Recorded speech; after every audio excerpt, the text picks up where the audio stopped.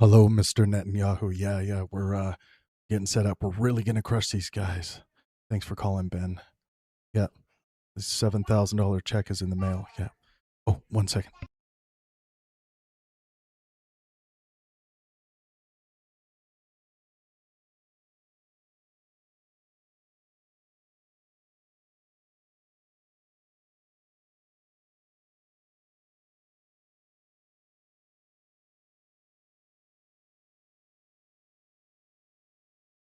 Copy that. The package has been delivered. I got them in my sights. Boom.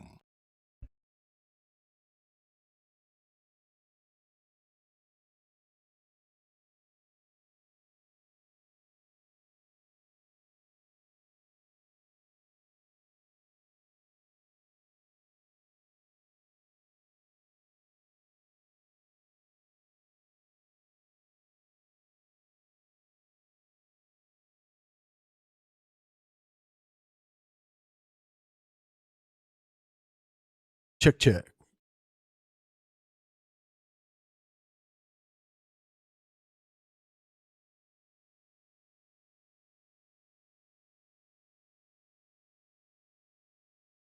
All right, folks, we are back. We are back. I swear, I swear. I tried to buy YouTube Premium today. I don't know if this is because I live in Oaxaca, Mexico, but I was just getting error after error after error after error after error. So I don't know why.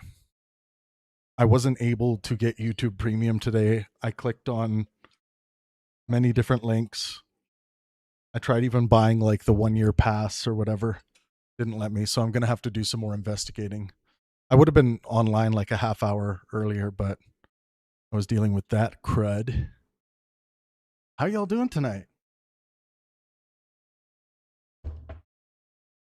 We are going to be diving into the world of Hasan Piker and Norm Finkelstein. I don't know much about them. And apparently, no one else in the world knows anything about them as well. But usually, what I like to do is run a quick Pangburn Virtue scorecard analysis,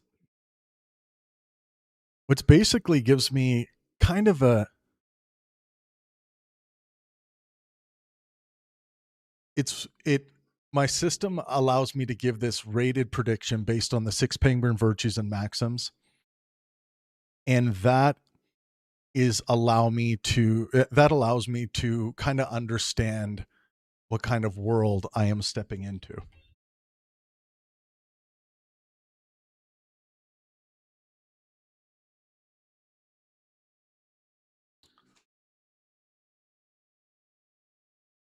Dragon says, "Yeah, I know nothing." Are you sure about that? Do you know that?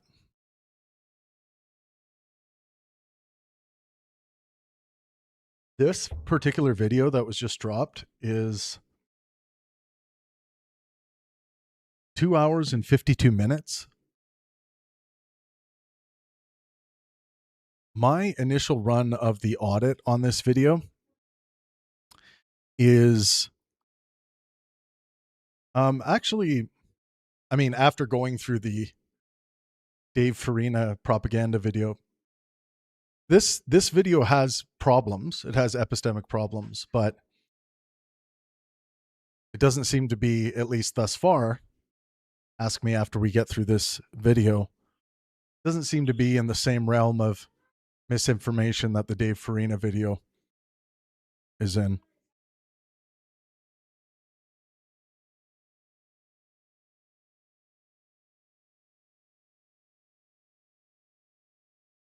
Um, see something. I want to see something else.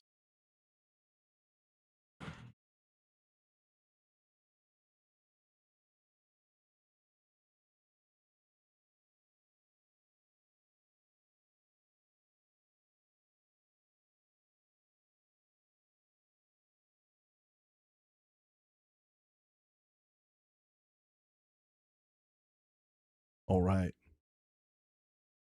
Let's see. Hasan Piker.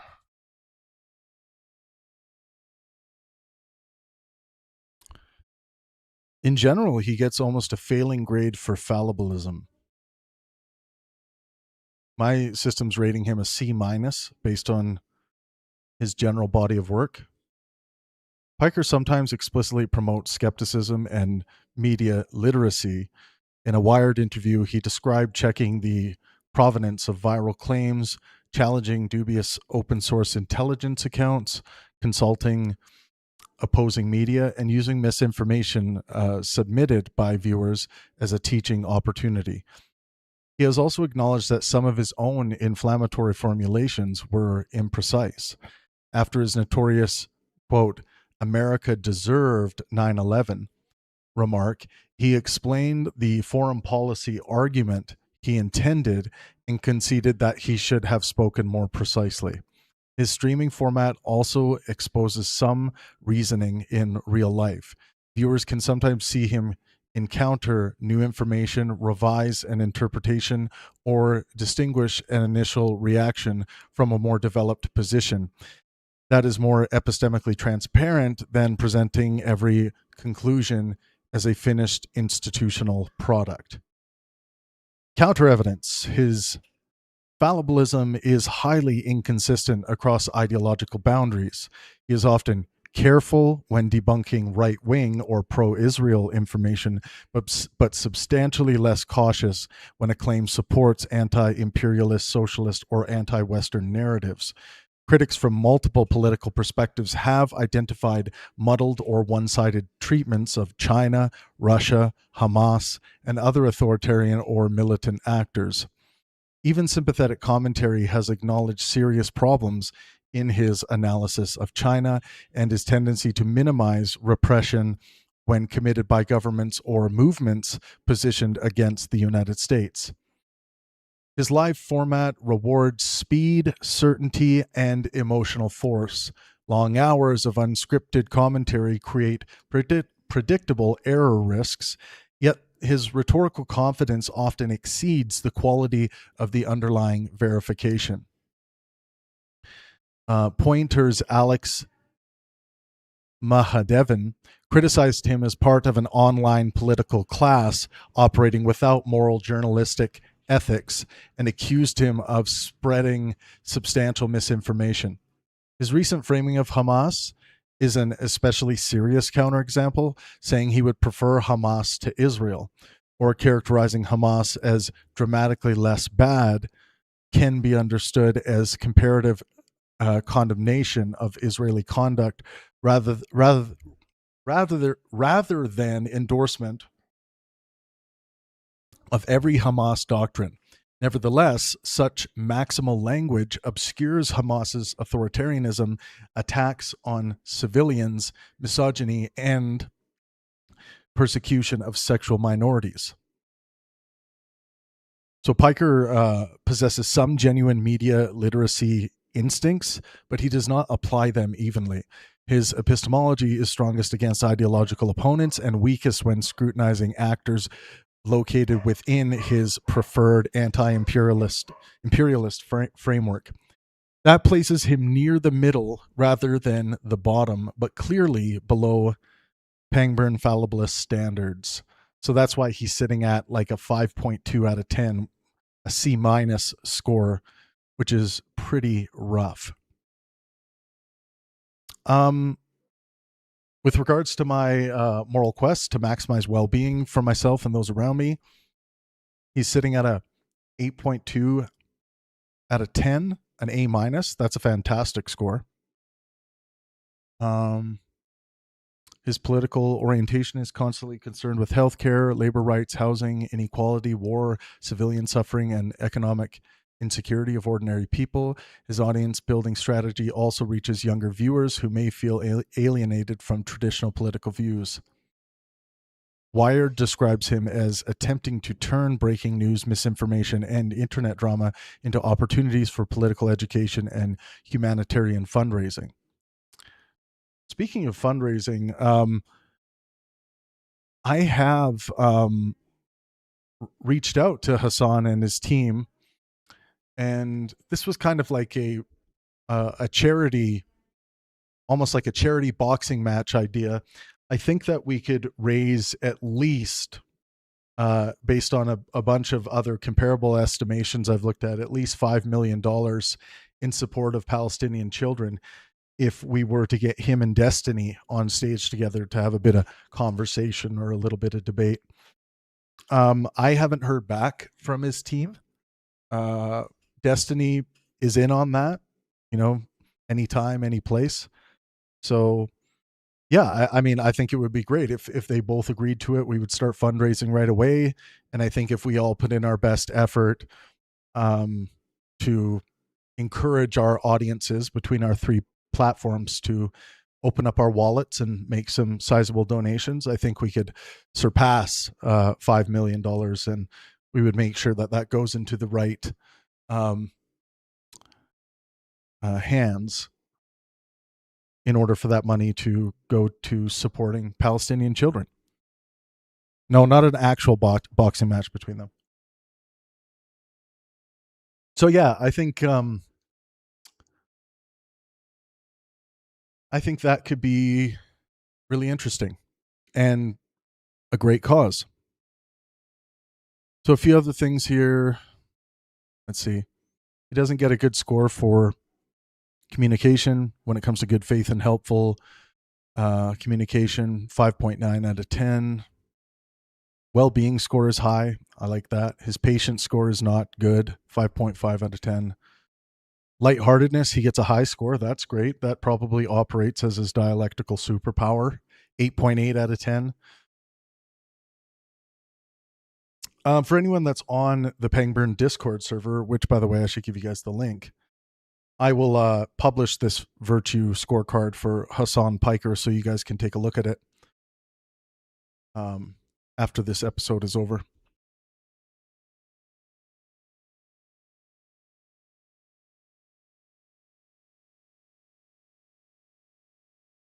Boom. All right, rock and roll. Make sure you guys smash that like button when we get in. When we get into the room. Okay.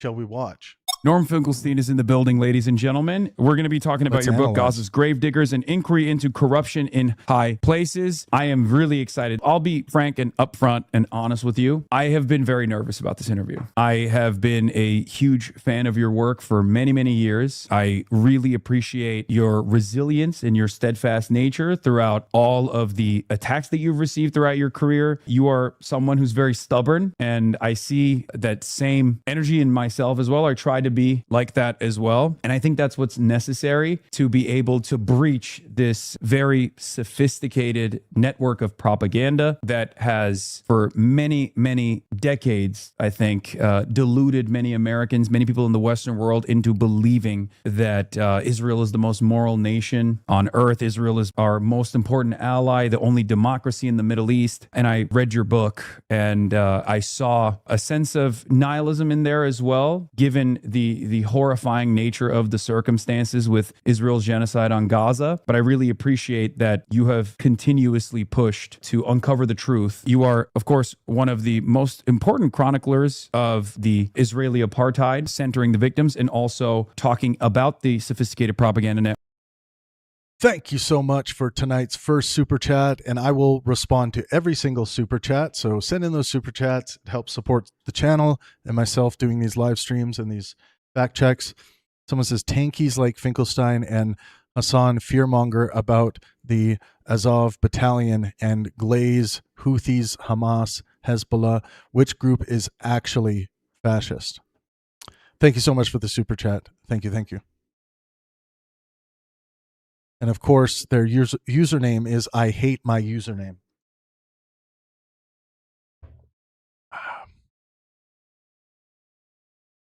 I'm a little dehydrated today.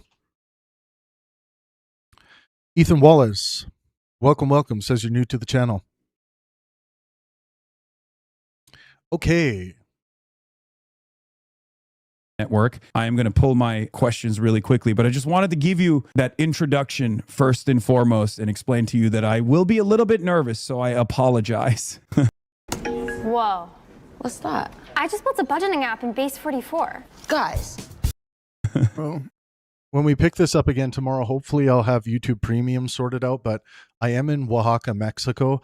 I don't know if that's causing a problem, but I tried for like a half hour trying to just buy YouTube Premium, and it just was saying error. I tried multiple browsers. I don't know why, but there's no grounds to be discussing the facts, and just should be sober. I don't see any rational grounds for nervousness. I think one of the peculiarities of the Israel-Palestine conflict as compared to, say, South Africa is South Africa never tried to make an, so to speak, intellectual case in defense of its system, for the obvious reason that once the South African struggle, say, became a center of attention in the United States, it was impossible to defend it. We had just passed through the civil rights movement, the civil rights era, and there was no rational defense for the system of apartheid in South Africa. So apart from what you might call various...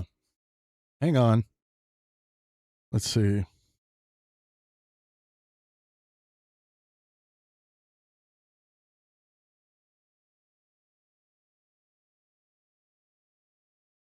Where, oh, where is my favorite thing?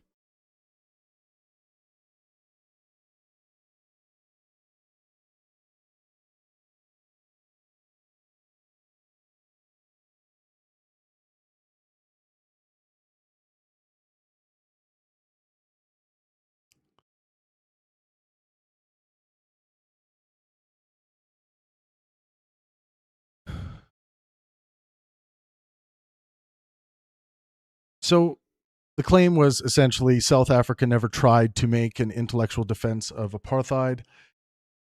Apartheid South Africa did produce extensive legal, ideological, and academic defenses. Norm Finkelstein's comparative point.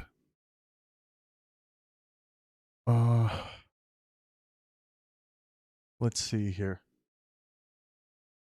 Organizations in general, you didn't have to make a case. Whereas in the case of Israel, they had mobilized very sophisticated, abundant resources, but also sophisticated voices. And they made an intellectual case. And so long as they made it, it was compelling, it was convincing, because there really wasn't. Now remember, I'm an old timer. So I'm talking about the 1970s, 1980s. There wasn't much of an organized intellectual resistance. What happened was I wrote a book, I believe it was 2012. It was called Knowing Too Much, Why the American Jewish Romance with Israel is Coming to an End. And the thesis of the book was more and more information was coming out about the nature of Israel and the Israel-Palestine conflict. And the information that was coming out primarily from human rights organizations, Amnesty International, Human Rights Watch, B'Tselem, the Israeli Center for Human Rights in the occupied territories. They were all liberal sources. It's not like you could dismiss Human Rights Watch or Amnesty International. You couldn't credibly dismiss them as anti-Semitic. You couldn't credibly dismiss them as right-wing. You couldn't credibly dismiss them as trucking in invidious Jewish stereotypes. In fact, a large portion of their staff were Jewish. Yeah. Executive director, say in the case of Human Rights Watch, it was Kenneth Roth. And American Jews are overwhelmingly moderate to liberal in their political sensibilities. So there came a point of what you might call critical mass. You couldn't reconcile. That is correct about American Jews. Your generally. political, ideological convictions with the facts that were coming out. And I predicted roughly around 2017 or 2012 or 2017. I can't remember now. No, it's 2017. No, it was 2012. I predicted that this American Jewish support for Israel was going to begin to go on the wane. And then came Gaza. And Gaza was kind of overload. You couldn't any longer drive as you may. You couldn't any longer. And so American Jews faced a crisis. And what I imagined would happen now had reached critical mass with Gaza, and everything fell apart. Aside from the handful of fanatics and crazies, it was indefensible. I just want to deal with that first claim. So the claim was that South Africa never tried to make an intellectual defense of apartheid. Apartheid South Africa did produce extensive legal, ideological, and academic defenses. Norm Finkelstein's comparative point that Israel has mounted a larger and more internationally networked defense may be arguable, but the literal universal is too strong. Apartheid South Africa produced substantial legal, ideological, and academic defenses. A comparison about the relative scale or international reach of Israel's defense must be framed as an argument, not as never. This idea that South Africa never tried to make an intellectual defense of apartheid. They produce substantial legal, ideological, and academic defenses. So that would be just incorrect.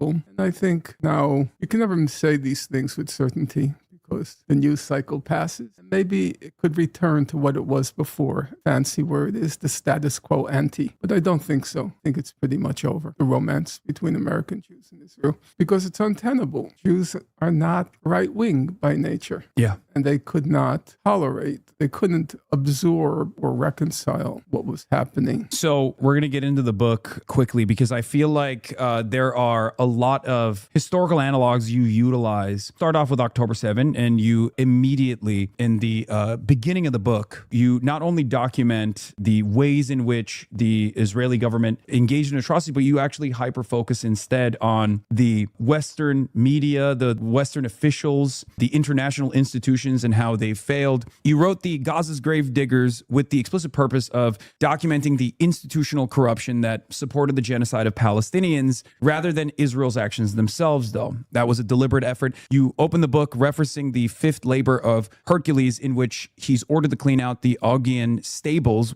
filled with animal poop. This metaphor extends to the entirety of the book. Can you explain the reference to both myself and the viewers, and why do you believe it's necessary to focus the story on the institutions that insulated and supported Israel rather than Israel itself? Well, I think that's a very good question. I did not. So genocide has not been determined by the ICJ, the International Court of Justice. That determination we're probably not going to see until 2030 or 2031. We're still like 4 or 5 years away from the ICJ. That's a rough estimate of making the determination as to whether there was, in fact, a genocide in Gaza. Attack Biden. I have some passing remarks about Mr. Blinken. Nothing substantive. I certainly didn't focus much attention on Mr. Netanyahu, on his cohorts, because the simple reason is when I wrote several books on Gaza, the record was not known. It was sort of hidden away, collecting dust.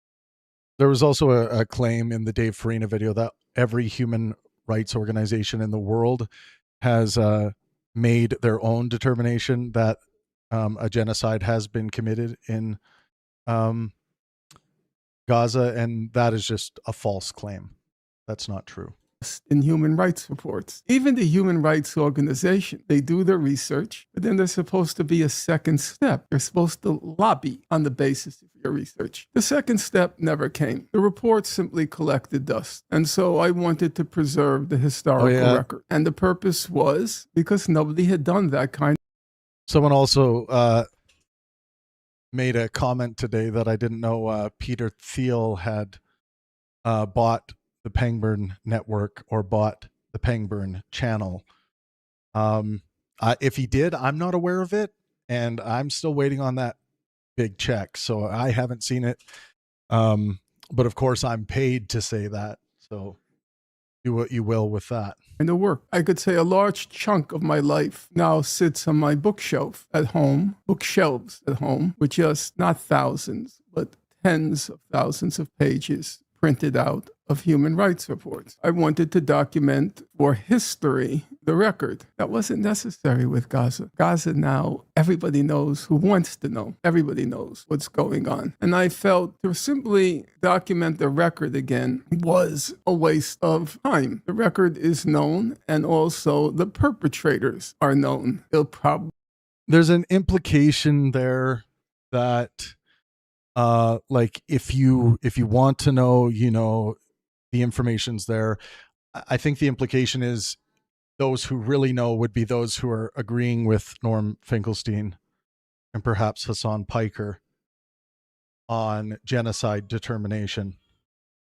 In my generation, the slogan was, hey, hey, LBJ, how many kids did you kill today? Referring to Lyndon Baines Johnson, the president during the war in Vietnam. I think Genocide Joe is going to go down also. Yeah. That will be remembered. So all of that seems superfluous to go through the record again. If I had great narrative powers, I would have done it. I don't know if you've read, and I don't know if even your viewers will know. It was a wonderful, wonderful book written on the Israeli invasion of Lebanon in 1982. It's long forgotten now, but between 15 and 20,000 Palestinian and Lebanese were killed, overwhelmingly civilians. It was, up until Gaza was by far the biggest bloodletting. And there was a British historian, a British journalist, Robert Fisk, and he wrote this book, Pity the Nation. It's really breathtaking. It's a breathtaking piece of narrative history. I don't have those narrative powers. I have good expository powers. I can sit down, analyze a document, and I can logically go through it, and I don't leave any wiggle room. You're cornered, you're trapped, it's case closed. So I didn't waste my time on the documenting the facts. What I did do was I wanted to look at agencies, institutions from which you expect better. The International Court of Justice, the International Criminal Court, the UN Commissions of Inquiry, Amnesty, Human Rights Watch, and where you expect better, and to hold them accountable. Not just the usual suspects, but also other people who, because of careerism, cupidity, cowardice, they sold their souls. Now, I want to be clear. The record was not terrible by the international institutions. It was not. We don't want a straw man. It was not terrible. The statements by the UN senior officials like Philippe Lazzarini, the head of UNRWA, Gutierrez, a lot of it was quite good. And I acknowledge that. But there were other things that were terrible. Now, so far I've spoken in abstract. We're gonna dial in on that for sure. So let me since that's coming later. Yeah. So that was my, so to speak, my modus operandi. Yeah. When I wrote Gaza, an inquest into its martyrdom, nobody knew any of this. And it's a terrible story. I won't call it tragic, because the Greek term tragic means the fate was preordained. It's not preordained. This was systematic, methodical, and intentional. Yeah. But it's a horrible history, and I wrote to chronicle. This time, though, I wrote to indict, to hold these people accountable. And I still hope they will be held accountable. Yeah. There are certain officials who either should be just the usual suspects, but also other people who, because of careerism, cupidity, cowardice, they sold. A British historian, a British journalist, Robert Fisk, and he wrote this book, Pity the Nation. It's really breathtaking. It's a breathtaking piece of narrative history. I don't have those narrative powers. I have good expository powers. I can sit down, analyze a document, and I can logically go through it, and I don't leave any wiggle room. You're cornered, you're trapped, it's case closed. So I didn't waste my time on the documenting the facts. What I did do was I wanted to look at agencies, institutions from which you expect better. The International Court of Justice, the International Criminal Court, the UN Commissions of Inquiry, Amnesty, Human Rights Watch, and where you expect better, and to hold them accountable. Not just the usual suspects, but also other people who, because of careerism, cupidity, cowardice, they sold their souls. Now, I want to be clear. The record was not terrible by the international institutions. It was not. We don't want a straw man. It was not terrible. terrible. The statements by the UN senior officials like Philippe Lazzarini, the head of UNRWA, Gutierrez, a lot of it was quite good. And I acknowledge that. But there were other things that were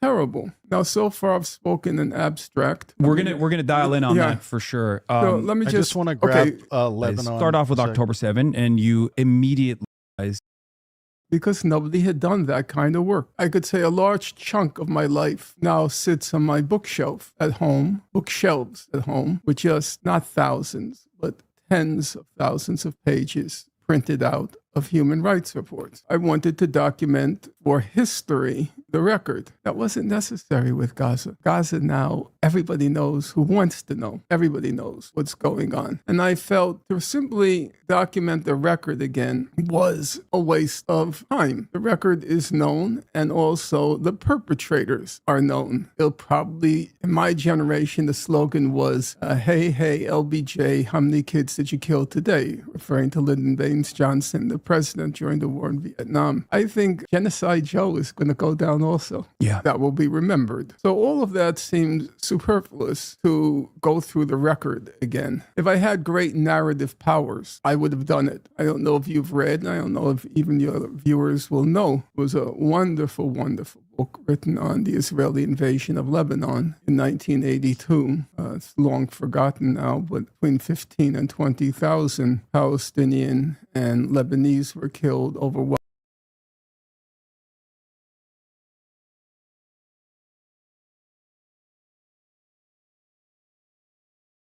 People killed during the 1982 invasion and associated fighting, the 1982 Lebanon War. Yep, the numbers are correct.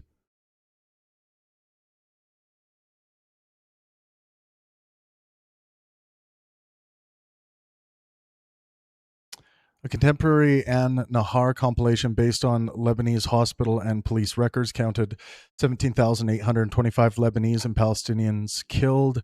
Another commonly cited Lebanese government total was 19,085, although the categorization of civilians, Palestinian, and Lebanese fighters and Syrian forces remain disputed.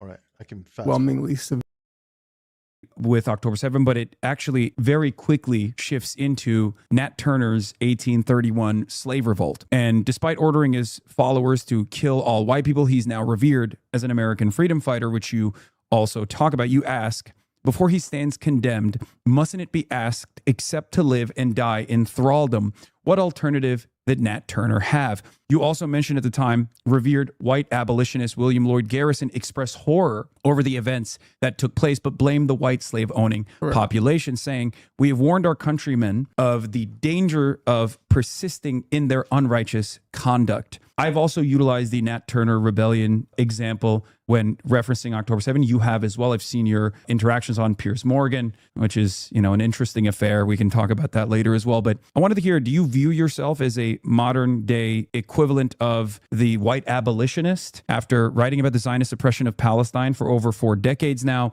And obviously, you're probably a little too humble to answer that in a similar manner. But what other warnings have been ignored that you've been ringing the alarm bells on? First of all, one has to acknowledge one's precursors, and one has to acknowledge one's current collaborators. There have been many people. It's still a small number, but there's still a number. My precursors were people like Noam Chomsky, Israel Shahar from the country Israel, Edward Said.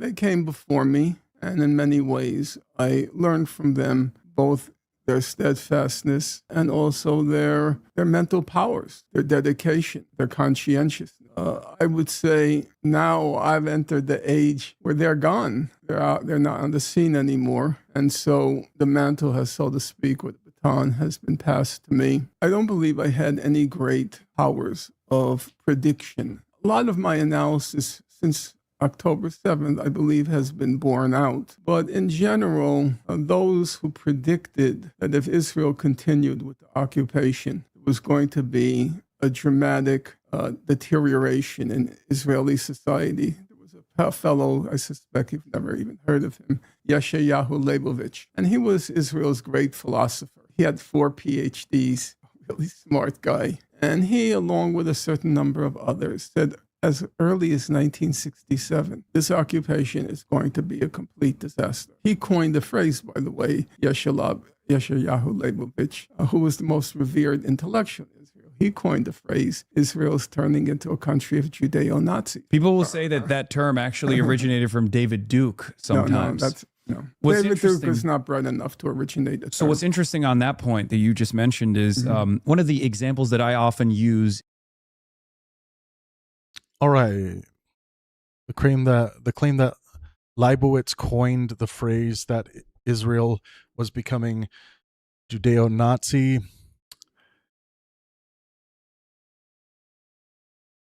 Yeshayahu Leibowitz did use the Judeo-Nazi formulation in warnings about occupation and moral degeneration. The exact coinage origin claim is harder to establish than the fact that he used it. Leibowitz used the Judeo-Nazi formulation. The stronger claim that he originated or coined it requires separate proof. I don't think he did. I don't think it's been demonstrated that he did coin that term.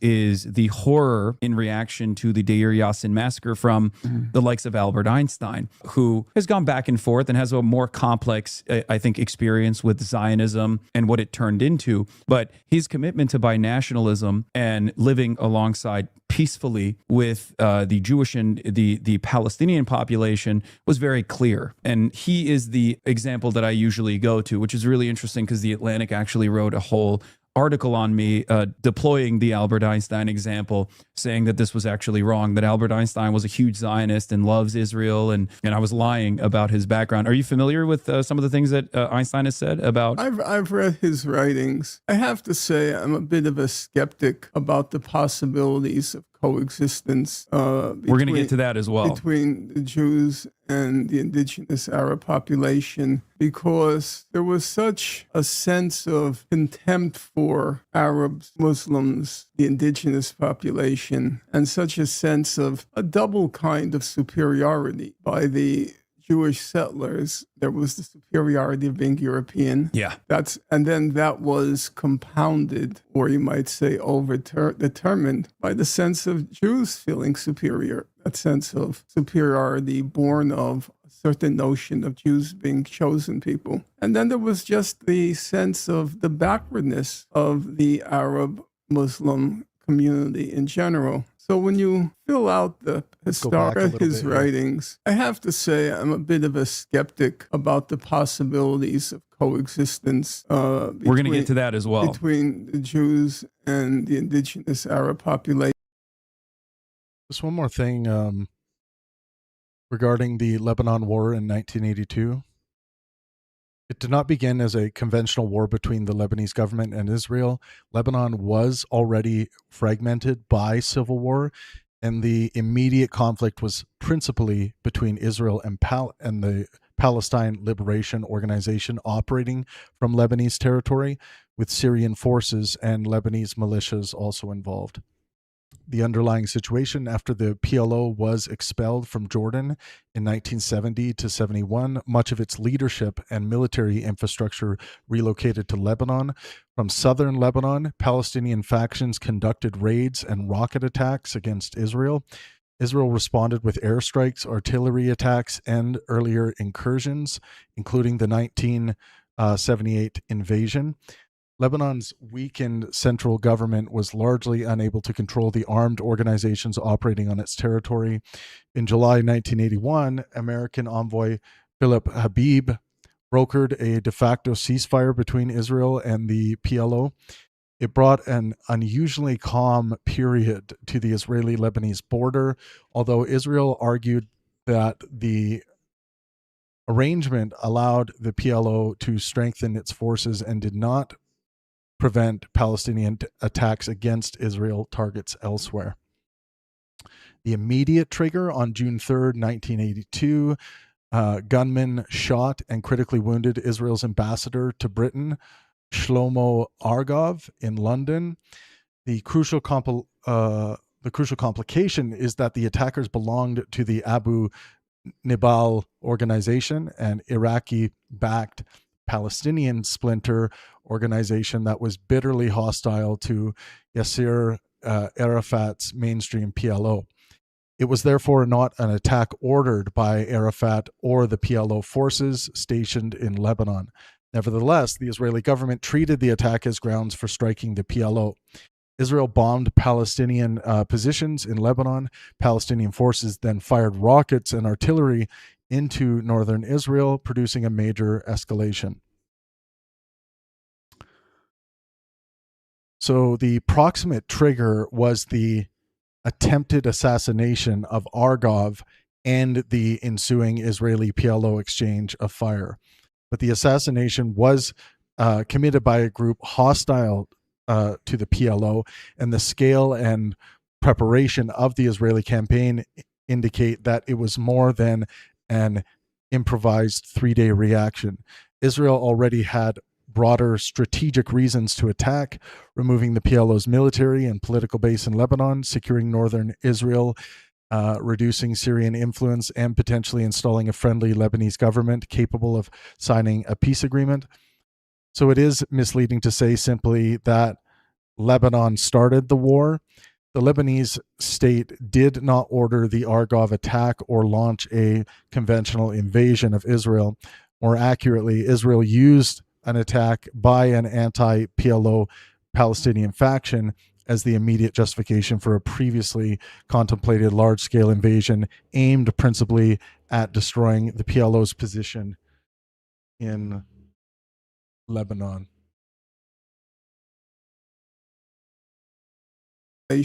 Because there was such a sense of contempt for Arabs, Muslims, the indigenous population, and such a sense of a double kind of superiority by the Jewish settlers. There was the superiority of being European. Yeah. And then that was compounded, or you might say determined by the sense of Jews feeling superior, that sense of superiority born of certain notion of Jews being chosen people. And then there was just the sense of the backwardness of the Arab Muslim community in general. So when you fill out the historical picture, the probability of a real coexistence among equals, I think, was not really very plausible. There were some individuals who weren't bad. The first head of the Hebrew University, a fellow named Judah Magnus, I think he was a pretty decent fellow so far as I can tell reading his stuff, but I don't think it was really very possible. I think the most honest formulation came from now a right-wing Israeli historian. He wasn't always right-wing, Benny Morris, who you've had the pleasure of debating.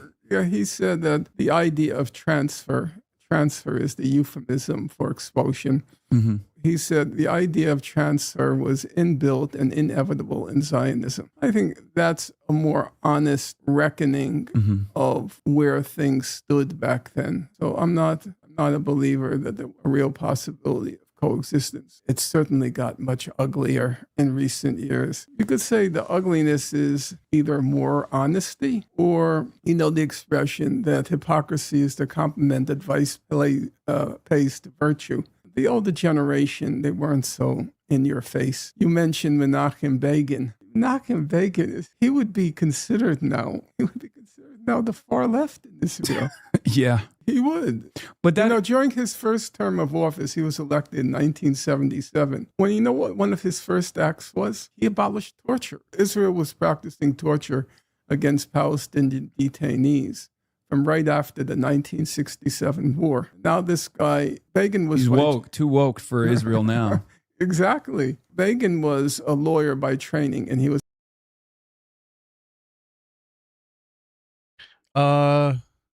Menachem Begin, the claim is, abolished torture after taking office in 1977.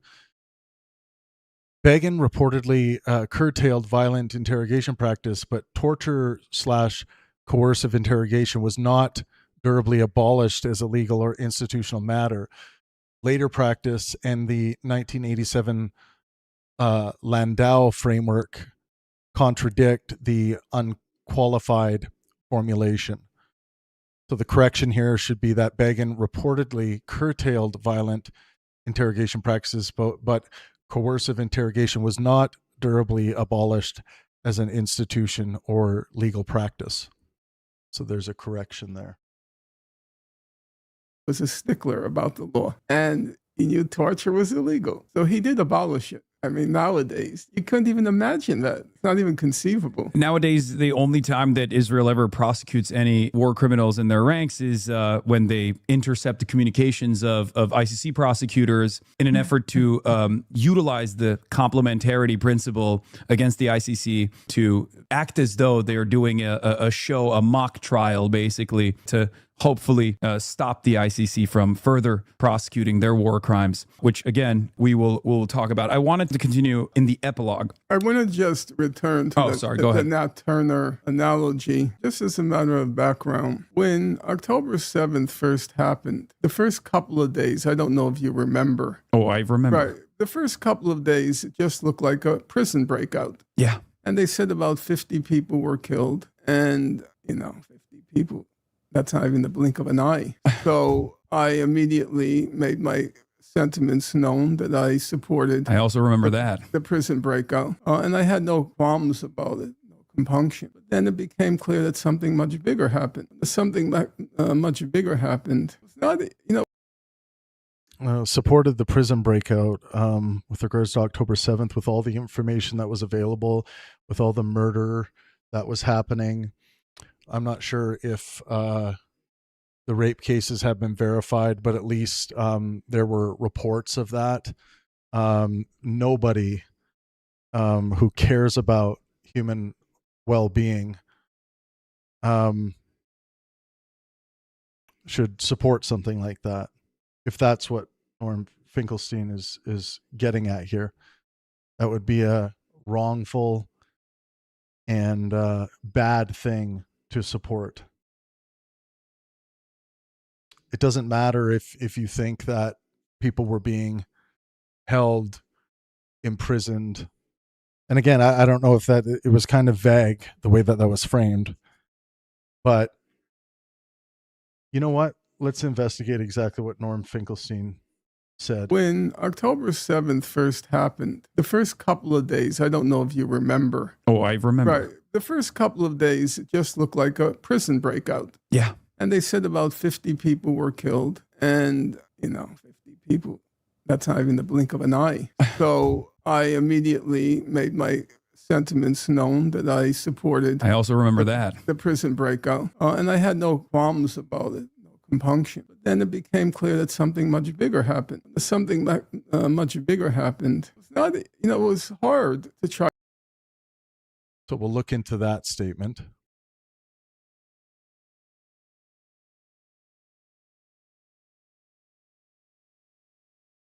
To think it through, to figure out, well, where do I stand? Probably on the order of 1,200 people were killed. I would say it's the evidence is pretty clear. About 850 were civilians. Yeah. And of those 850 civilians, as of now, read all the available material, overwhelmingly were killed by Palestinian militants. Yeah. That's a large number. You can't get around that. That's a large number. When Sabra and Shatila happened in 1982, the massacre in Lebanon, the initial.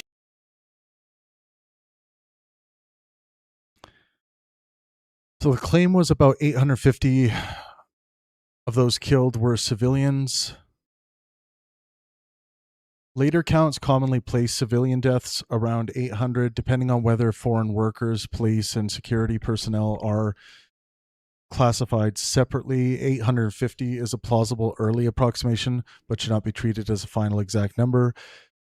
The correction here would be later counts commonly place civilian deaths around 800, depending on how foreign workers, police, and security personnel are classified. Treat 850 as an early approximation, not a final exact total.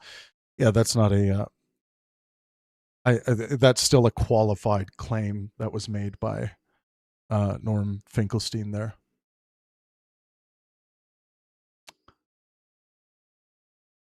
So on October 7th, 2023 itself, Finkelstein published quote, John Brown's body in Gaza, he wrote that Gazans had, quote, breached the camp's walls, argued that moral consistency required people to honor the, quote, heroic resistance in Gaza, and said that scenes of celebration, quote, warms every fiber of my soul.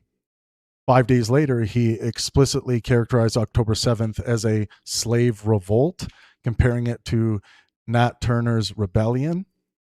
The precise characterization. Finkelstein supported, quote, Finkelstein supported the prison breakout is a fair paraphrase, but, quote, prison breakout does not appear to be his exact phrase in the primary October 7th post.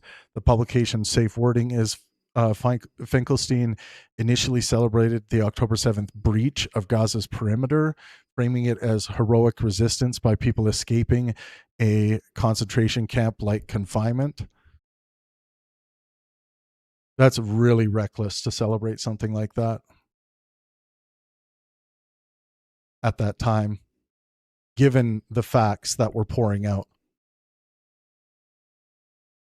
There's also an essential limitation. This evidence establishes support for or celebration of the breach of broader act of resistance. It does not automatically establish that he endorsed every civilian killing, abduction, or atrocity committed during the attack.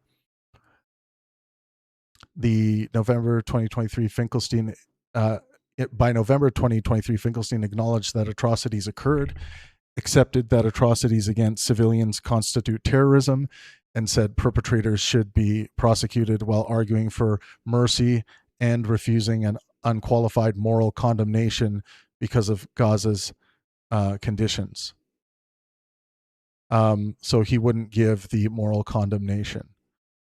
Why can't he condemn the atrocities against civilians that constitute terrorism in his view?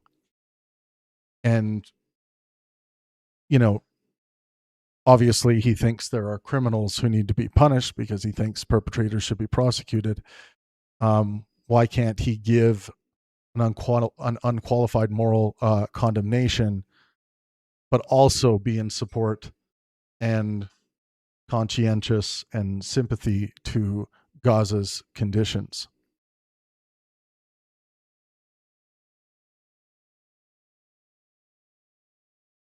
Our working report recognized the section of Finkelstein recounting his initial, but did not adequately connect that discussion to his original October 7th publication. Okay.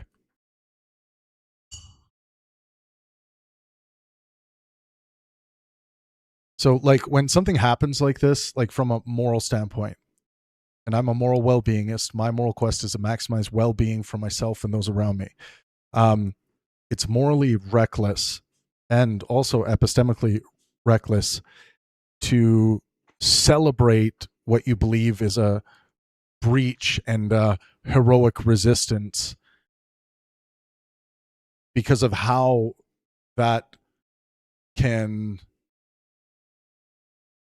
affect people who are literally being victimized by terrorists, even though he might have not known the details at this time, you know, by way of murder, rape, you know, what have you. Complete slaughtering of innocents.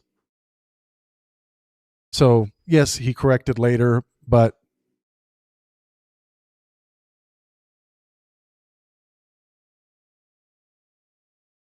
yeah, anyways.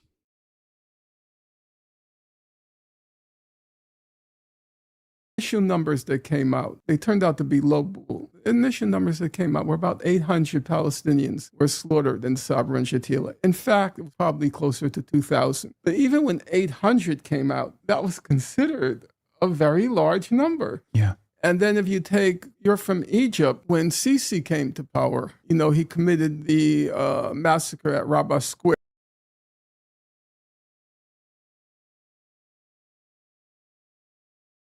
Chitters says, what about his claim about 50 reported dead in the first couple of days, which is why he supported it? Yeah, I mean, like, that's like, awful. Just because it's only 50 people dead, like, it doesn't mean that you should engage in some kind of, like,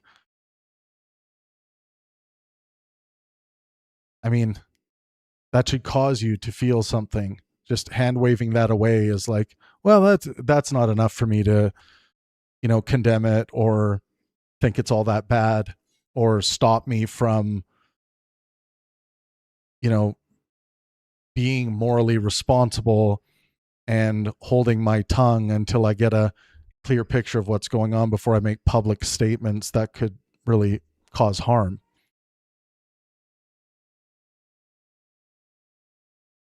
But yeah, thanks for pointing that out, Chitters.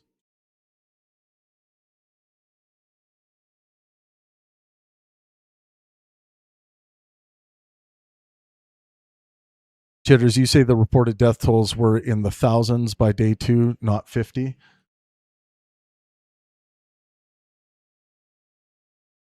Yeah, I'm going to take a look at that.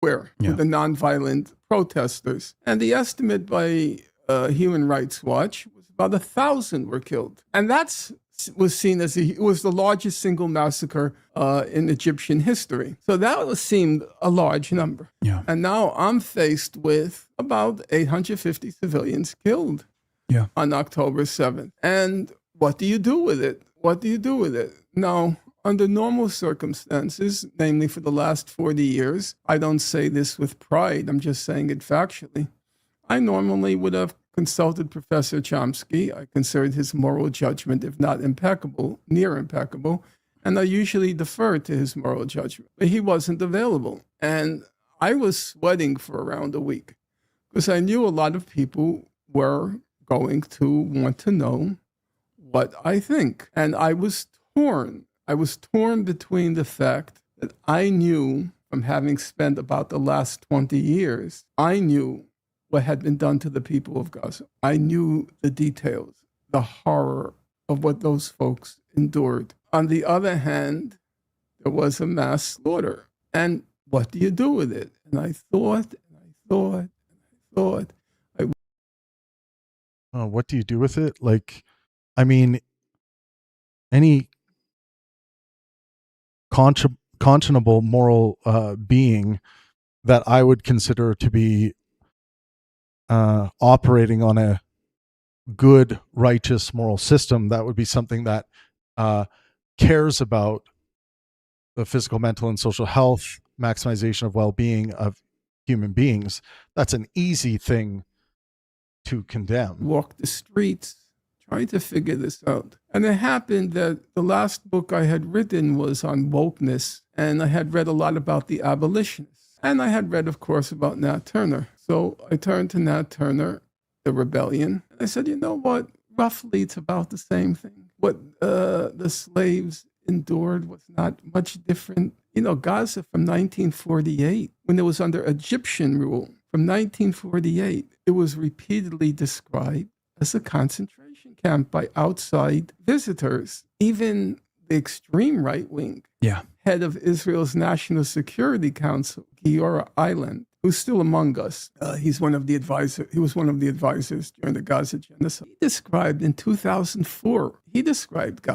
So something there could be a little misleading. So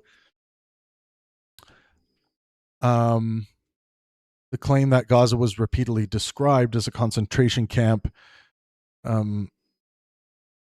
think it's Giora Island called it a huge concentration camp. The island quotation is traceable, and other observers used similar language. The phrase is an analogy, not a neutral legal classification, and the date source should be stated rather than generalized. The island quotation is traceable, but concentration camp is an analogy, not a neutral legal classification. So this should have a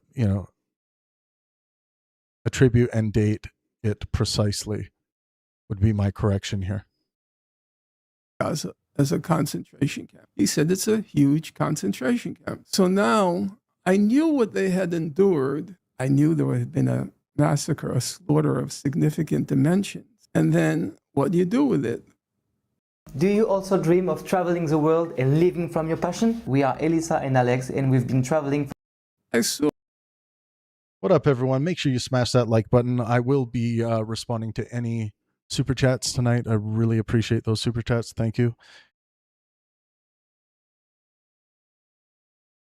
So, yeah, the question by Chitters was, what about his claim about only 50 reported dead in first couple of days, which is why he supported it? Claim is partly true, but materially misleading.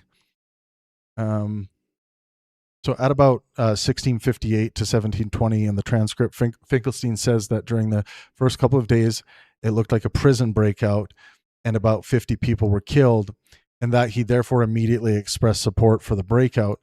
The speaker attribution to Finkelstein is high confidence, and we just confirmed that that was him.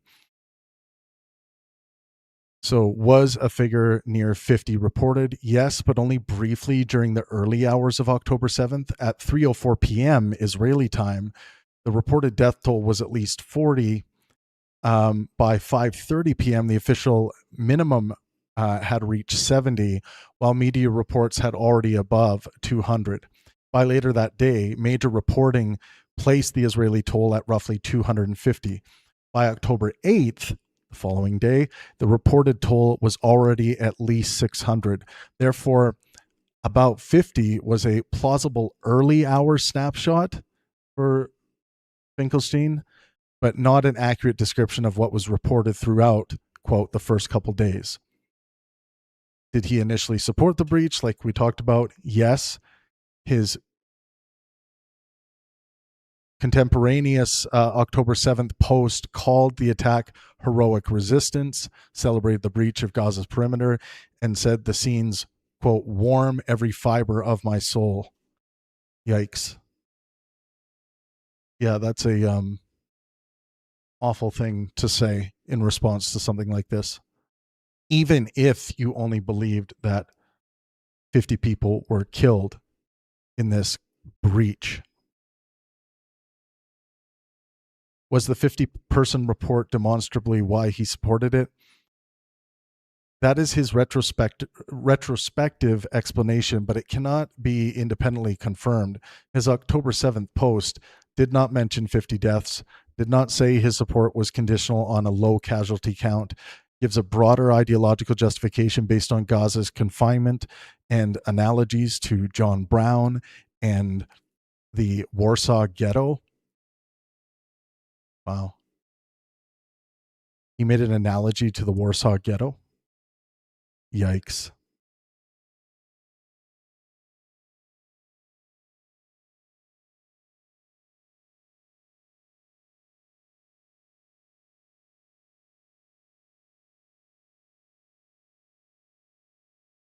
I want to know what he said about the Warsaw Ghetto. Now we're in the rabbit hole. What up, everybody? Make sure you smash that like button. Thank you for being with me tonight.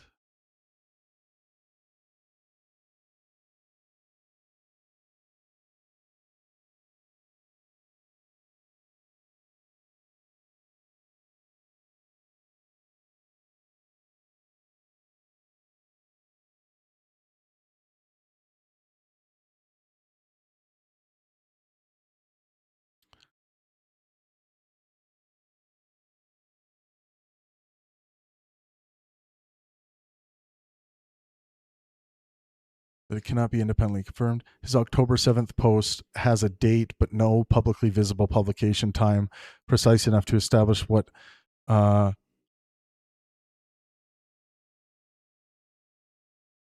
casualty estimate was available when he posted. So the best verdict, qualified materially misleading. Finkelstein is correct that an early October 7th report placed the toll around 40 to 50 and that he publicly supported the breach that day, but describing this as what was known during the, quote, first couple of days is inaccurate. The reported toll rose into the hundreds during October 7th and reached approximately 600 by October 8th. His claim that the low initial toll explains his support is a personal retrospective account, not something established by the contemporaneous Post. In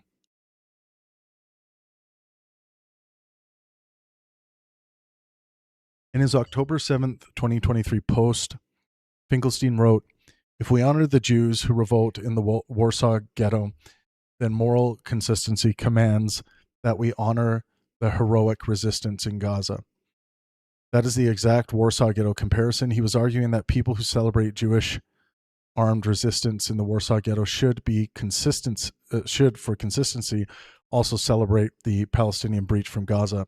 In the same post, he described Gaza as a, quote, concentration camp, said its inhabitants had breached the camp's walls, and expressed emotional satisfaction at seeing their oppressors humbled. Finkelstein analogized the October 7th breakout to the Warsaw Ghetto uprising and explicitly classified the Gaza action at that moment as, quote, heroic resistance.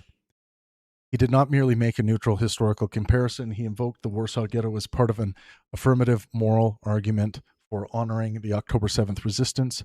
However, that sentence alone does not prove that he knew or endorsed every civilian killing and hostage taking when he published it.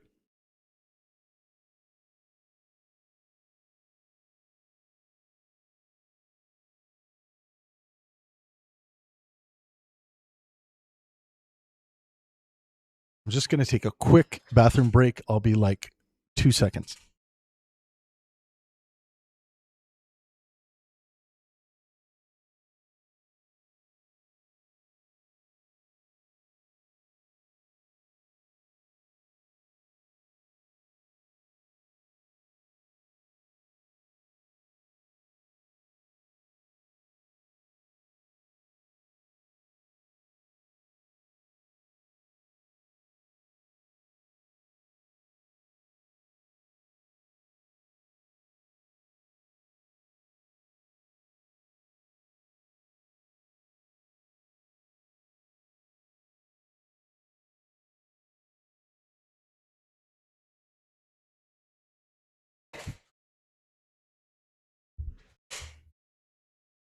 So as a full historical or moral comparison, this is seriously misleading. There is a real point of resemblance. Both involved a severely confined population living under coercive external control, deprivation, and overwhelming military asymmetry, followed by armed resistance. Before October 7th, Gaza had been subjected to extensive Israeli movement and goods restrictions, reinforced by Egypt's restrictions at Rafah.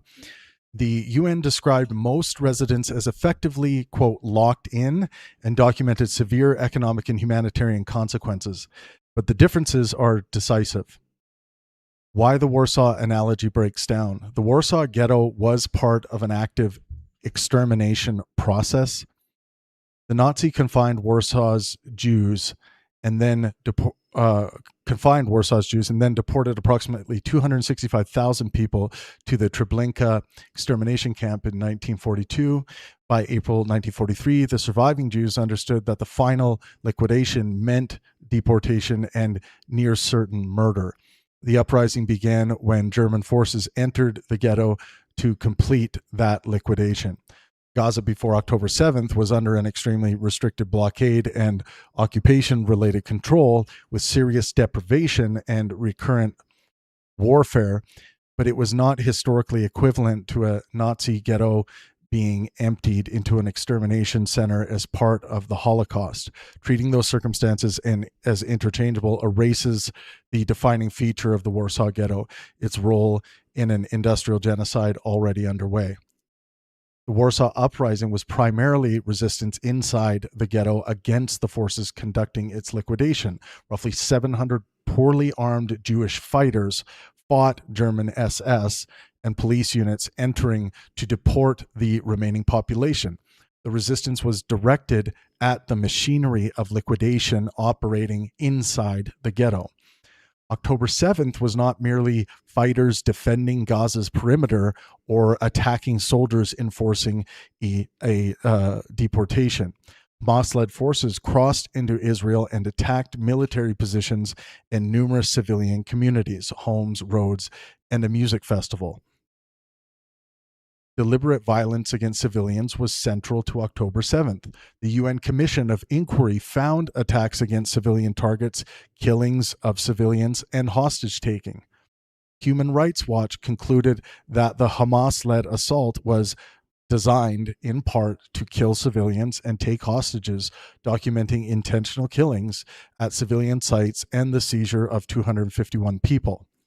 That is fundamentally different from invoking the Warsaw fighters as paradigmatic resistance to the armed agents carrying out their extermination. Even legitimate grievances, occupation, or blockade do not make deliberate attacks on civilians analogous to fighting SS units conducting a death camp deportation. So this is a materially misleading comparison that Finkelstein was trying to make. The comparison has a limited basis regarding confinement, oppression, desperation, and resistance against a vastly stronger power, but it fails as a close historical and moral analogy. The Warsaw Ghetto Uprising was an armed last stand against an ongoing genocidal liquidation. October 7th was an organized cross-border assault that included intentional killings and abductions of civilians. So Finkelstein's argument, therefore, works rhetorically only by abstracting both events into, quote, confined people violently resisting their oppressors. Once the actual targets, historical circumstances, methods, and immediate objectives are restored, the comparison becomes profoundly inaccurate. Yeah, this is just like when people throw around the term Nazi, they throw around the terms Warsaw Ghetto. Norm Finkelstein, with his body of knowledge, should know way better than that. And if he does really think that this is similar, like, I'd want to hear his concrete argument, because it seems like an absolutely insane, misleading comparison and deeply insensitive to the history of the Warsaw Ghetto, Nazi Germany, and the Holocaust.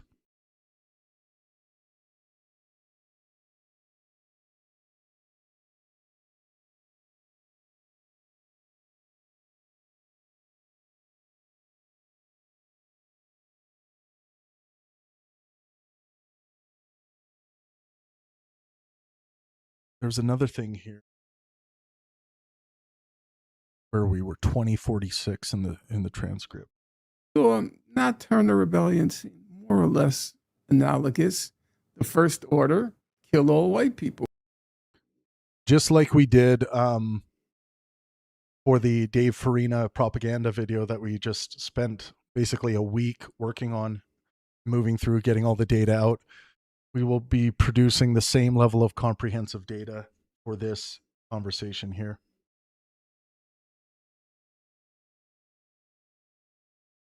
And that's what they proceeded to do. They went from house to house, smashed the skulls of women, killed men. Even in this case, they did behead babies. Not on October 7th, but during the Nat Turner Rebellion. So now I have the analogy, but then there's a second step. You got the analogy, where do you stand on it? So the claim that Turner's rebels killed women and beheaded babies. Women and children were among roughly 55 victims. The specific plural claim that babies were beheaded is not established to the same standard by the strongest sources reviewed. So the correction here should be women and children were among the victims. The plural claim that babies were beheaded is not established to the same standard by the strongest sources reviewed. So this is a qualified claim, but it's not really based on good, strong sources, like the fact that women and children were among the victims. Let's take a deeper dive into this claim.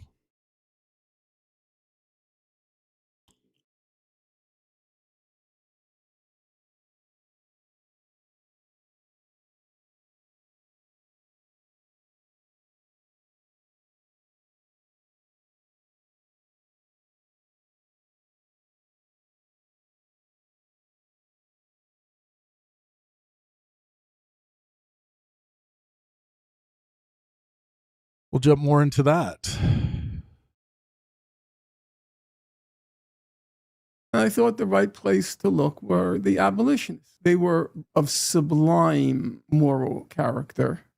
They were courageous, they were consistent, and they were very smart. You don't get people smarter than Charles Sumner, Frederick Douglass. They were really impressive. And when I went back to read their writings, what became very clear was they would not condemn Nat Turner. Yeah. They would not. They condemned the white system that forced Nat Turner to do what he did, that the coercive system that created Nat Turner. Then I felt, okay, if I'm wrong, then the white abolitionists and black abolitionists, they're wrong. Including Frederick Douglass. You know, Frederick Douglass is an interesting case. Yeah. So the claim was the abolitionists would not condemn Nat Turner. William Lloyd Garrison explicitly wrote that he did not justify, but also did not condemn the rebels. That supports the core example, but, quote, the abolitionists is an overbroad collective generalization. Garrison said he did not justify, but also did not condemn the rebels. That position cannot be generalized to all abolitionists.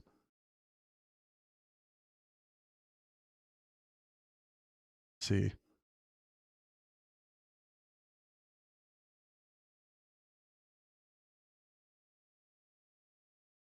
Because the abolitionists were against violence. Yeah. They believed in what they called moral suasion. But Douglass described Nat Turner as one of our glorious martyrs, one of our revolutionary fathers. Same thing, W.E.B. Du Bois. Yeah. They all acclaimed Nat Turner. And what's also interesting is the black people at the time, they did not condemn Nat Turner. They were Nat. Exactly. Well, I know that from your book. Yeah. He came to occupy a place in African American folklore, and he became a folk hero. They would refer to him as, quote, Old Nat's War. Old Nat's War. Because they understood whatever the methods, whatever the horrors, and as you quoted William Lloyd Garrison, he recognized horrors occurred. But where did it come from? Ultimately, what was its deep source? Its deep source was the desire for freedom, the struggle for human dignity. Maybe it was wrongly expressed, but there's another question. What option did they have? If you're speaking honestly, what option did the people of Gaza have? They tried diplomacy. They tried international law. They tried nonviolent civil resistance. They tried everything, and it was all a dead end.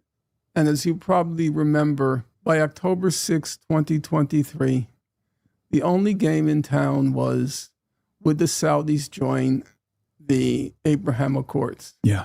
Gaza had been forgotten. Well, and then the rest is, so to speak, to quote the cliche, the rest is history. Yeah. So going into this analogy a little bit further, because you brought up the fact that binationalism was destined to fail from the start, given the supremacist attitudes from early Zionists, doubly supremacist considering that there is the European colonialism aspect to it. But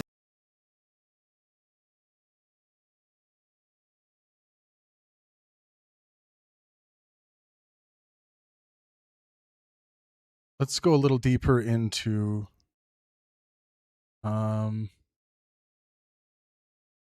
this is from the claim queue. Turner's rebels killed women and beheaded babies. So we're going deeper into this. The Confessions of Nat Turner. This account says that the rebels initially forgot an infant sleeping in a cradle. Then Henry and Will returned and killed it. It does not say that the infant was beheaded. Because Turner's account was recorded and edited by attorney Thomas R. Gray, it is a primary source mediated through another person, but it remains the strongest source for Turner's own reported narrative. Smithsonian NMAAHC. The museum's summary says Turner's group killed at least 55 people and confirms that whole families, including children, were killed. It does not identify beheading as a method of death. Therefore, neither source 12 nor source 13 directly support the phrase beheaded babies. Claim 9 citations supported the killing of infants and children, but not the specific plural method of death claim.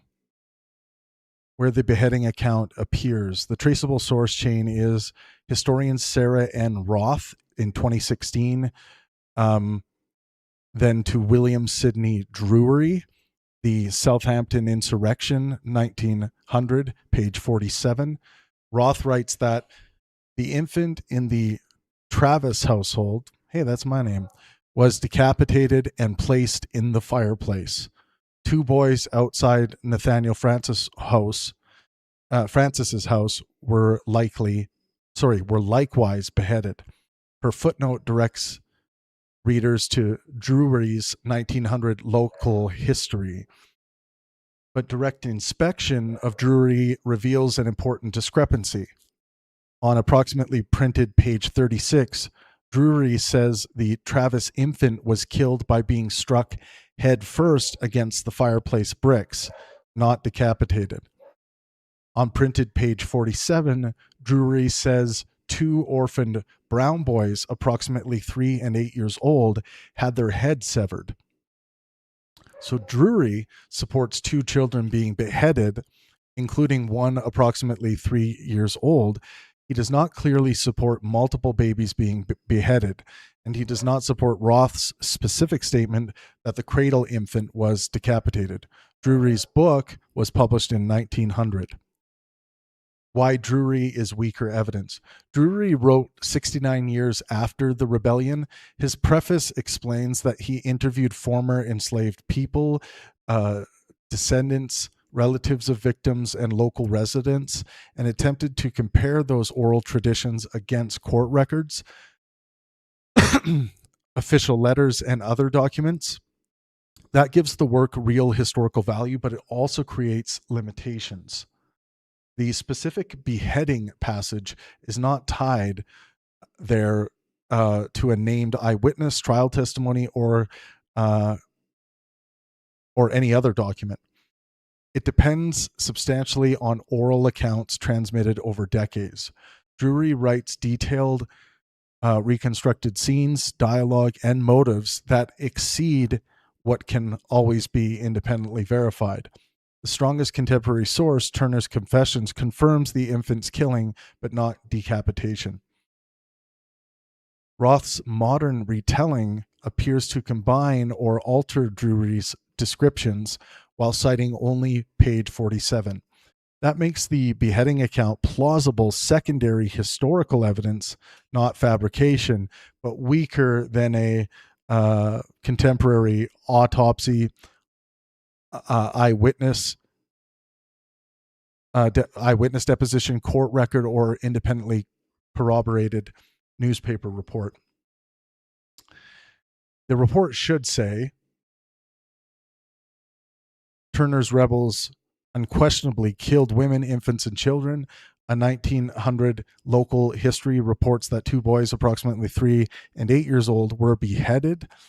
The contemporaneous Confessions confirms that a separate cradle infant was deliberately killed, but does not say the infant was beheaded. Consequently, Finkelstein's plural phrase, quote, beheaded babies, is imprecise and not established at the same confidence as the underlying child killings. So Turner's rebels killed infants and children. A later local history reports that 2 young boys, approximately 3 and 8, were beheaded.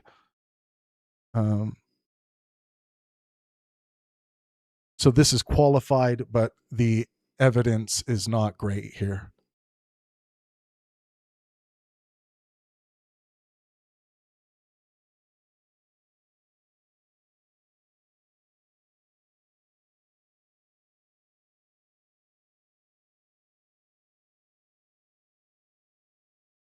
Then also Jewish supremacy directly.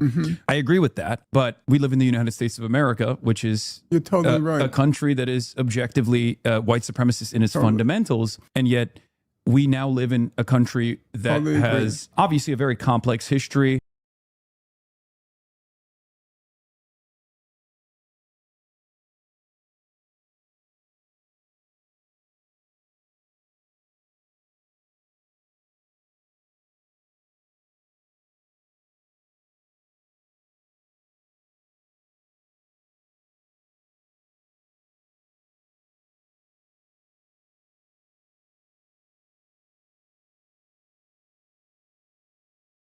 Because you brought up the fact that binationalism was destined to fail from the start, given the supremacist attitudes from early Zionists, doubly supremacist considering that there is the European colonialism aspect to it, but then also Jewish supremacy directly. I agree with that, but we live in the United States of America, which is You're totally right. a country that is objectively white supremacist in its fundamentals, and yet we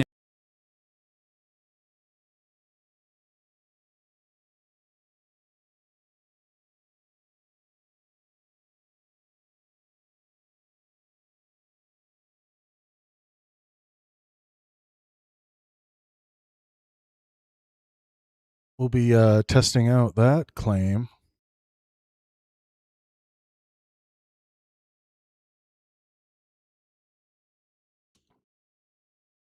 My initial thought is that claim is false as stated, not white supremacist in its fundamentals with regards to the United States. But let's test it out.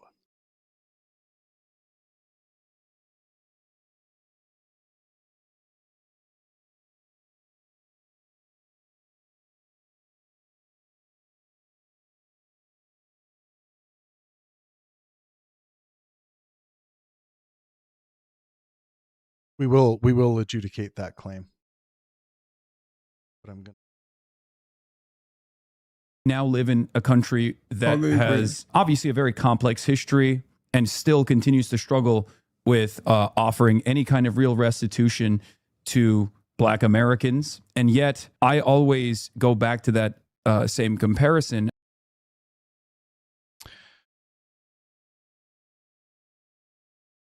If fundamentals means, with regards to how Hasan Piker is saying this, if fundamentals means the original political and legal order of the United States, then white supremacy was objectively one of its fundamental components. If it means that every foundational American principle was white supremacist, or that the current Constitution's governing principles remain formally white supremacist, the claim is too broad. Operationalizing the claim. Suppose we define a white supremacist political order as one that legally establishes or protects disproportionate citizenship, political power, property rights, liberty, or territorial control for people classified as white over people classified as non-white. Under that definition, the early United States clearly qualifies in several foundational respects. The original Constitution counted enslaved people for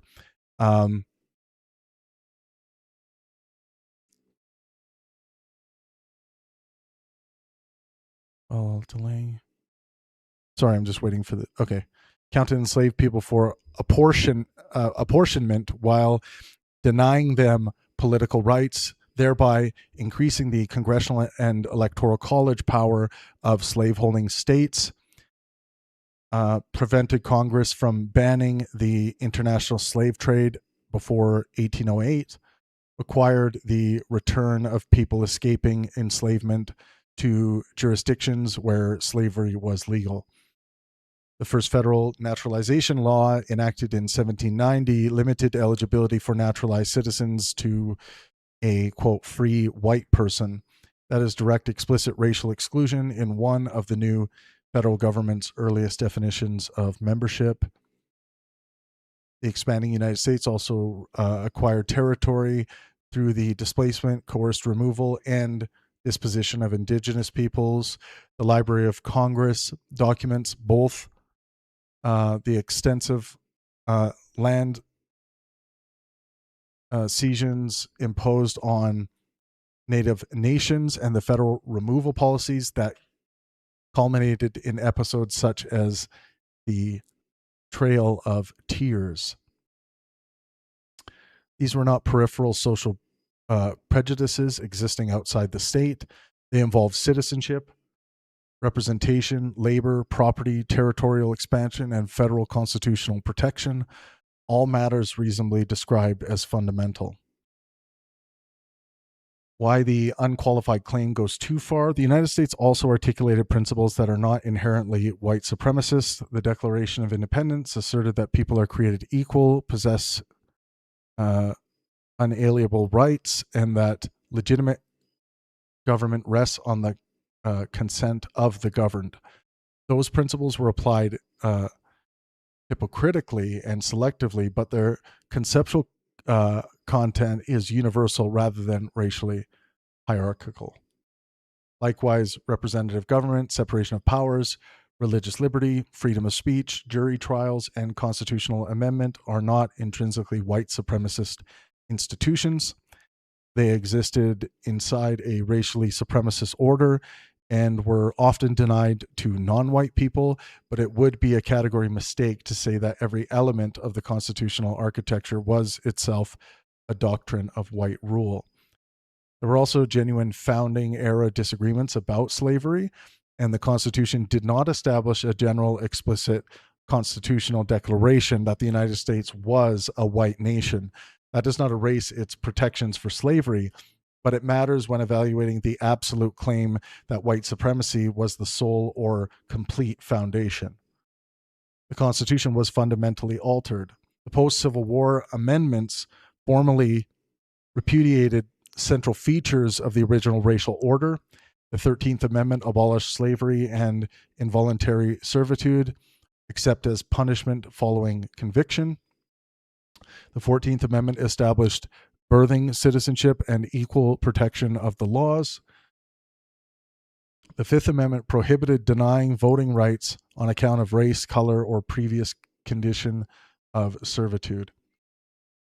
Congress's constitutional materials explicitly describe the Reconstruction amendments as negating the original fugitive slave and 3/5 clauses and repudiating the citizenship regime reflected in Dred Scott. Those changes did not instantly eliminate white domination. Jim Crow, racial disenfranchisement, segregation, exclusionary immigration laws, racially discriminatory housing practices, and unequal enforcement persisted long afterward. But legally, the amended constitution's declared fundamentals now oppose rather than prescribe racial caste.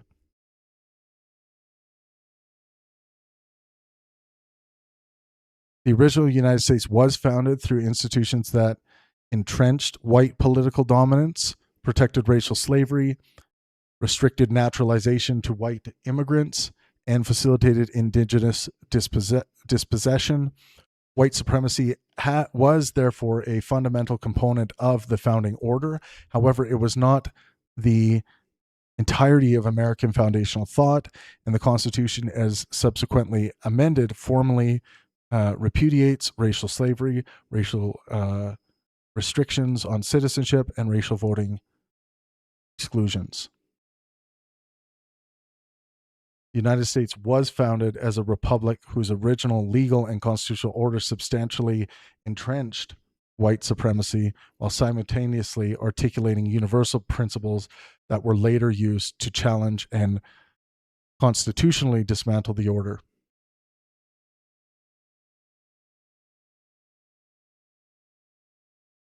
So the claim was the USA objectively the USA is objectively white supremacist in its fundamentals. So let's see. White supremacy was fundamental to the original American order. That's supported. Every American founding principle was white supremacist. That's false. The present Constitution is formally white supremacist in its fundamentals. That's unsupported. Historical white supremacy continues to influence American institutions and outcomes. This is empirically plausible, but it requires institution-specific evidence rather than treating the whole country as one undifferentiated entity. So, in short, depends on what he means by that.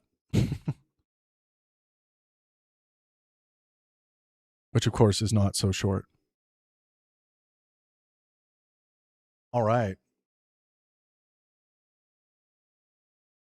About the end of the abolition of the apartheid. And that is part of the reason why I present the one-state solution and, forcible reintegration of everyone, including the oppressed and the oppressor, living side by side in a, secular solitary state as the true North Star. Now, of course, what's more important from my perspective is how the Palestinians feel about that. And there is not that big of a commitment to a one-state solution. I think for the most part, historically, it's always been a two-state solution.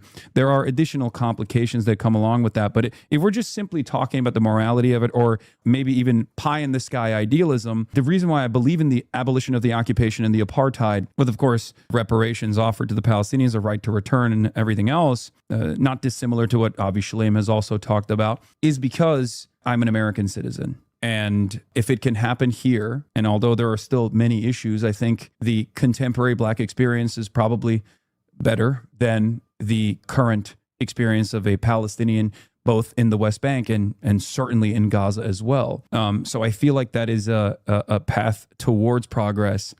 It would require tremendous amounts of outside pressure from not only the international community, specifically the United States of America, American Jews as well, with connections back to Israel, familial connections. But that is what I believe. You're saying that is not possible because Zionist fascism is far too powerful of a force in Israeli society. I wouldn't use the word fascism only because I don't believe it's the relevant term. I think Jewish supremacy is a better description. The question, I think it comes down to this, and it's a judgment call. Remember, we had two processes in the United States. You referred to the African American experience. They came as slaves, a civil war.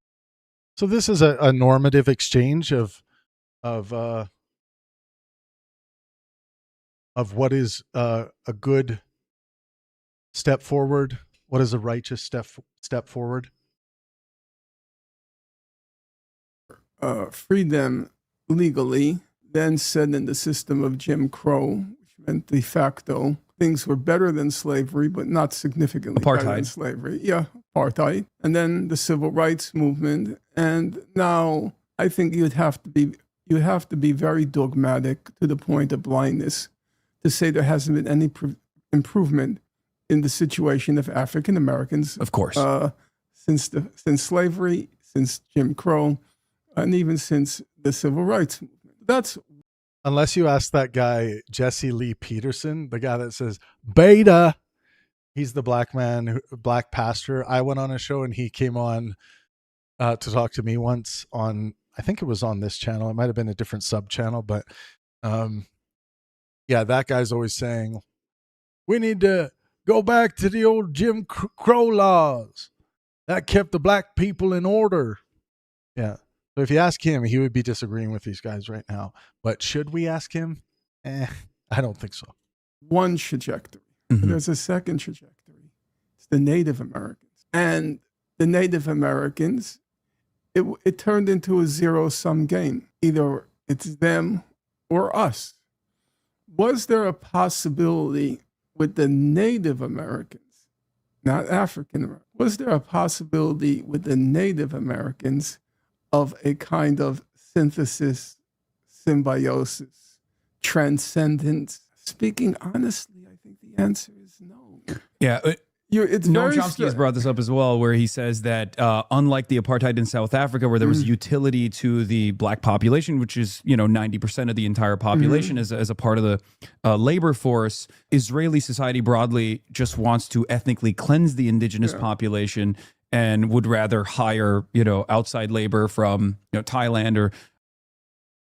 There was a claim there. The Israeli population wants to ethnically cleanse. It's Noam very Chomsky has brought this up as well, where he says that unlike the apartheid in South Africa, where there was utility to the black population, which is 90% of the entire population as a part of the labor force, Israeli society broadly just wants to ethnically cleanse the indigenous population and would rather hire outside labor from Thailand or numerous other places around the country, around the world. So I don't know which is the right.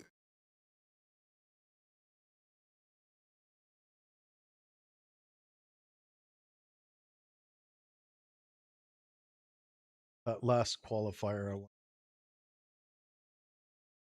Yeah.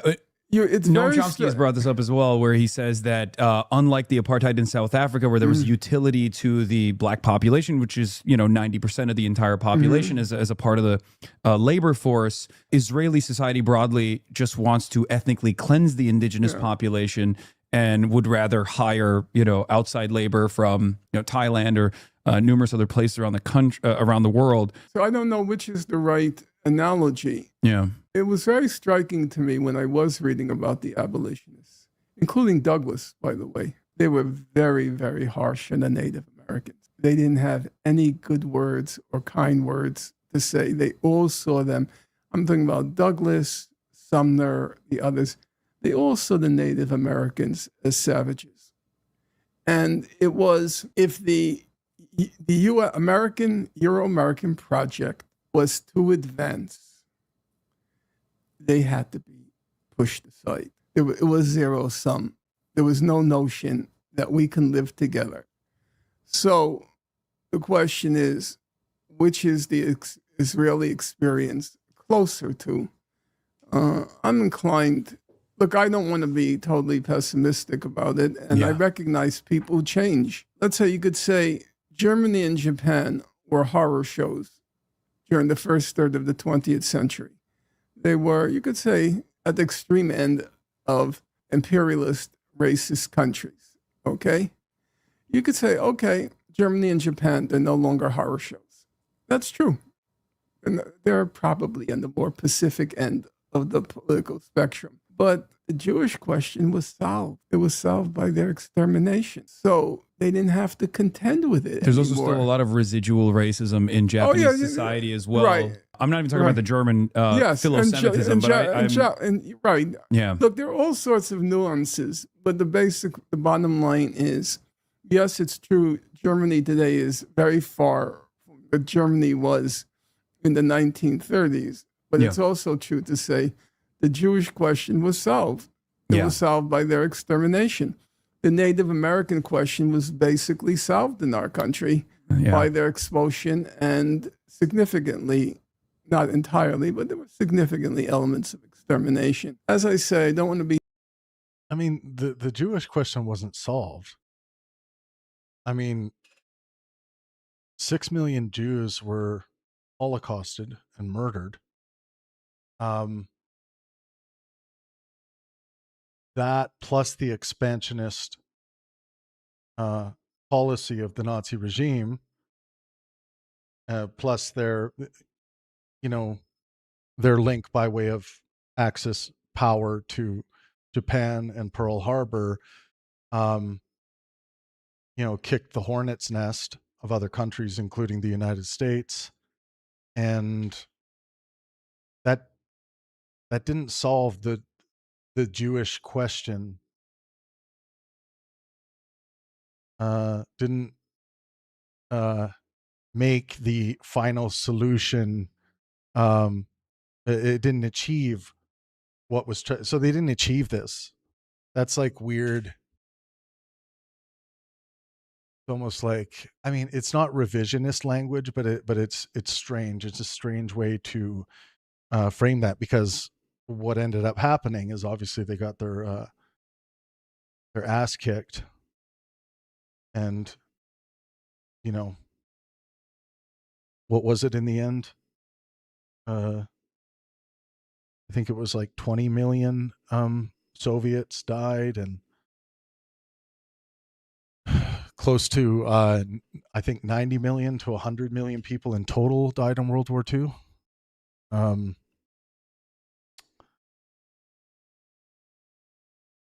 So yeah, that's really weird framing. Gotta hear that again. Of extermination. As I say, I don't want to be totally pessimistic, though one thing I am totally pessimistic about, the current mindset of the Israelis, it's just off the charts. One thing I think is there are several misunderstandings about the current mindset of Israelis is off the charts. What polling data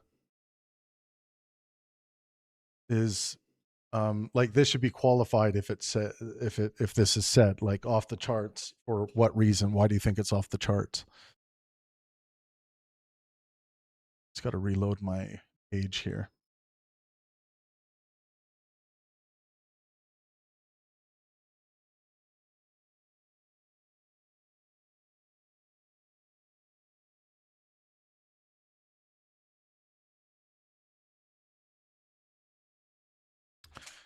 So Hasan made the claim that Israeli society broadly wants to ethnically cleanse the indigenous population.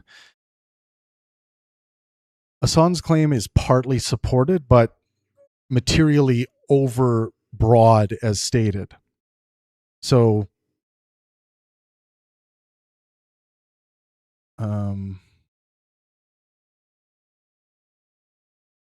what the evidence supports. There's strong evidence that particularly after October 7th, a large majority of Jewish Israelis expressed support for removing Gaza's Palestinian population to other countries. A February 2025 Jewish People Policy Institute survey asked about Trump's proposal to relocate Gaza's Arab population. 52% of Jewish Israelis said it was practical and should be pursued. Another 30% said it was desirable but impractical. Thus, more than 80% of Jewish Israeli respondents regarded relocation as desirable. Only 3% of Jewish respondents characterized the proposal as immoral. Across all Israeli respondents, including Arab citizens, approximately 7 in 10 supported the general idea of relocation. That is powerful evidence for this narrower statement. You know, a statement like broad support existed among Jewish Israelis in early 2025, you know, taking into account that this was after October 7th.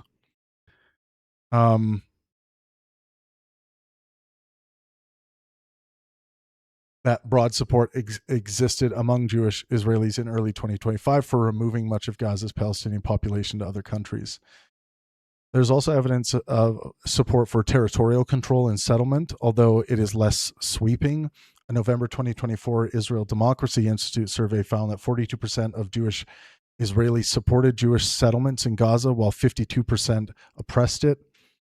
49% of Jewish Israelis supported Israeli military government in Gaza versus 42% who opposed it.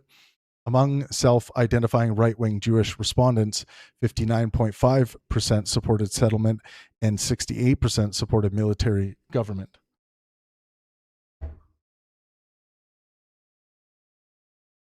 Pew found that 40% of all Israeli adults in spring 2024 wanted Israel to govern Gaza after the war.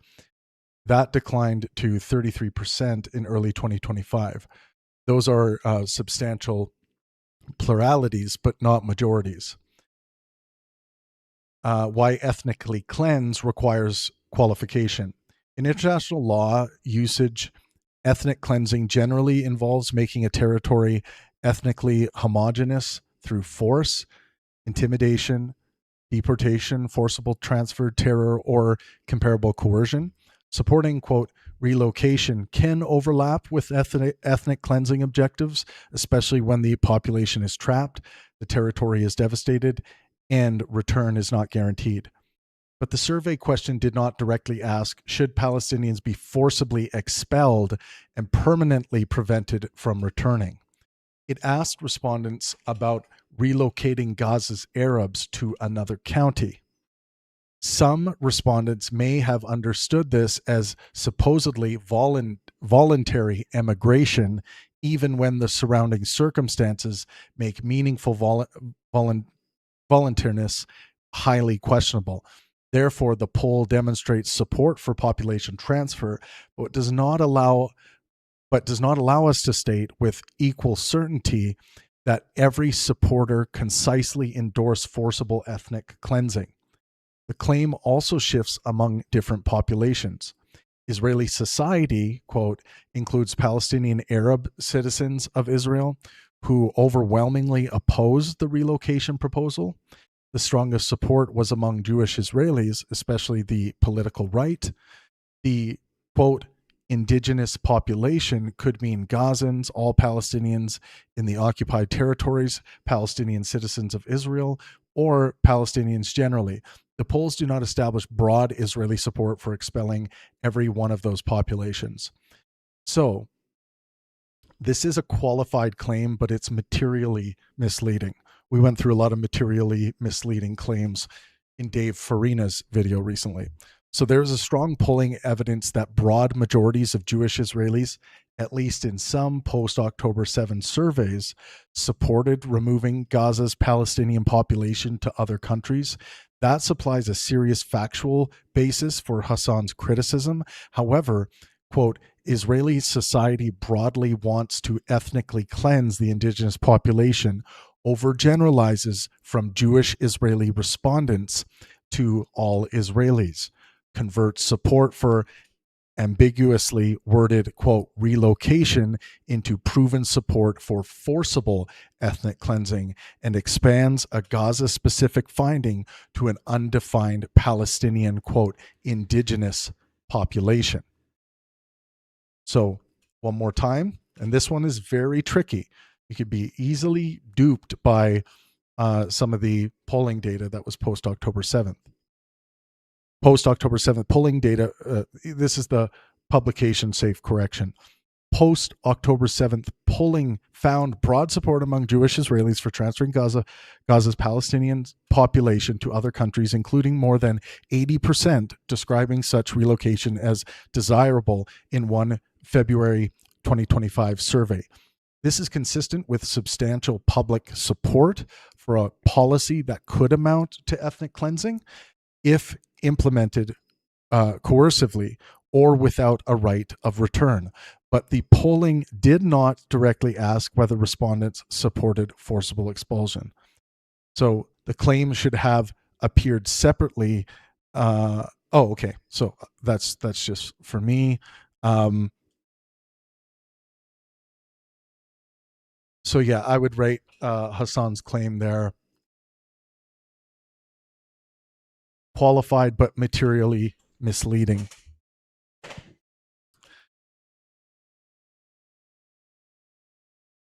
So that would need to be substantiated more. Like, what are you basing this on?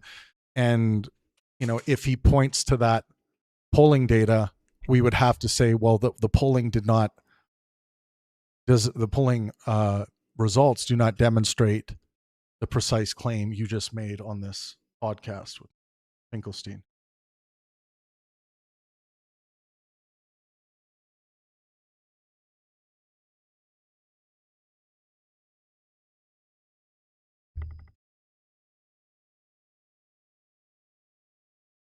Conflict. And one misunderstanding is it's not a war. There was never a war in Gaza. Every time you use the word war to describe what happened in Gaza, you become wittingly or unwittingly a tool of Israeli propaganda. Yeah. Once you say war to describe the unfolding of events, Israel has won 90% of the propaganda battle. Once we two are sitting here, you may say you're against what's happening. I say I support what Israel is doing in Gaza. But if we establish as the common language the war in Gaza, Israel has won 90%. There was never a war in Gaza. Yeah. A war denotes something very clear. It denotes you're trying to inflict a military defeat on the opposing army. That's what a war is, to inflict a military defeat on the opposing army. Now, in the course of a war, civilians sometimes get killed. That's called, the technical term, collateral damage. Yeah. Also, virtually every war, but not every war, but virtually every war, has a terror component. That is, you're targeting the civilians in order to break the will of the other side. But even when you have a terroristic component, the goal is to inflict that military defeat. A genocide is kind of just the opposite. The goal of the genocide is to exterminate the civilian population. Yeah. It's not collateral damage. It's not even a secondary component like in terror bombing. It's the goal. And defeating the military in a genocide, it's completely secondary. You're not trying to defeat the military in a genocide. You're trying to extinguish the whole population. Yeah. So if you take the case of Gaza, I know there are a lot of people on the left who like to say, Hamas is resisting and Hamas has put up a resistance and Israel hasn't achieved its aim. That's just fantasy. Okay, so this claim that there was never war in Gaza, it was genocide, the opposite of war. Genocide and armed conflict are not mutually exclusive legal categories.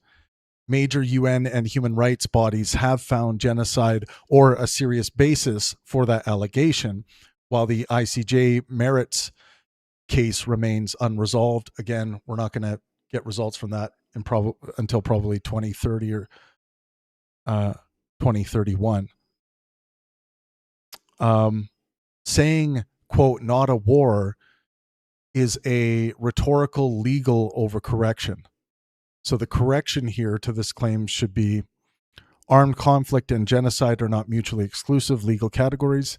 The Gaza conflict can be described as a war while genocide allegations or findings are separately evaluated. The ICJ merits case remains unresolved. I just want to adjudicate this a little further.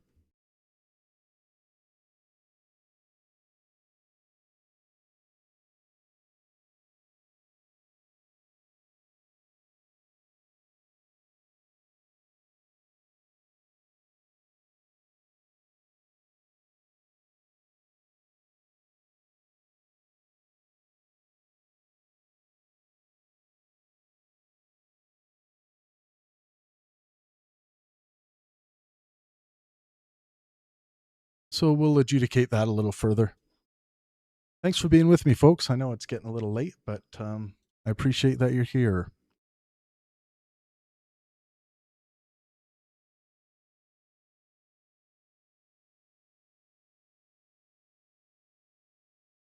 Okay. If I were to ask you, you followed events closely since October 7th. Can you name me one battle in Gaza? A battle. Have you heard of a single battle in Gaza? I haven't. I follow it every day. Electronic Intifada does a decent job of covering some of the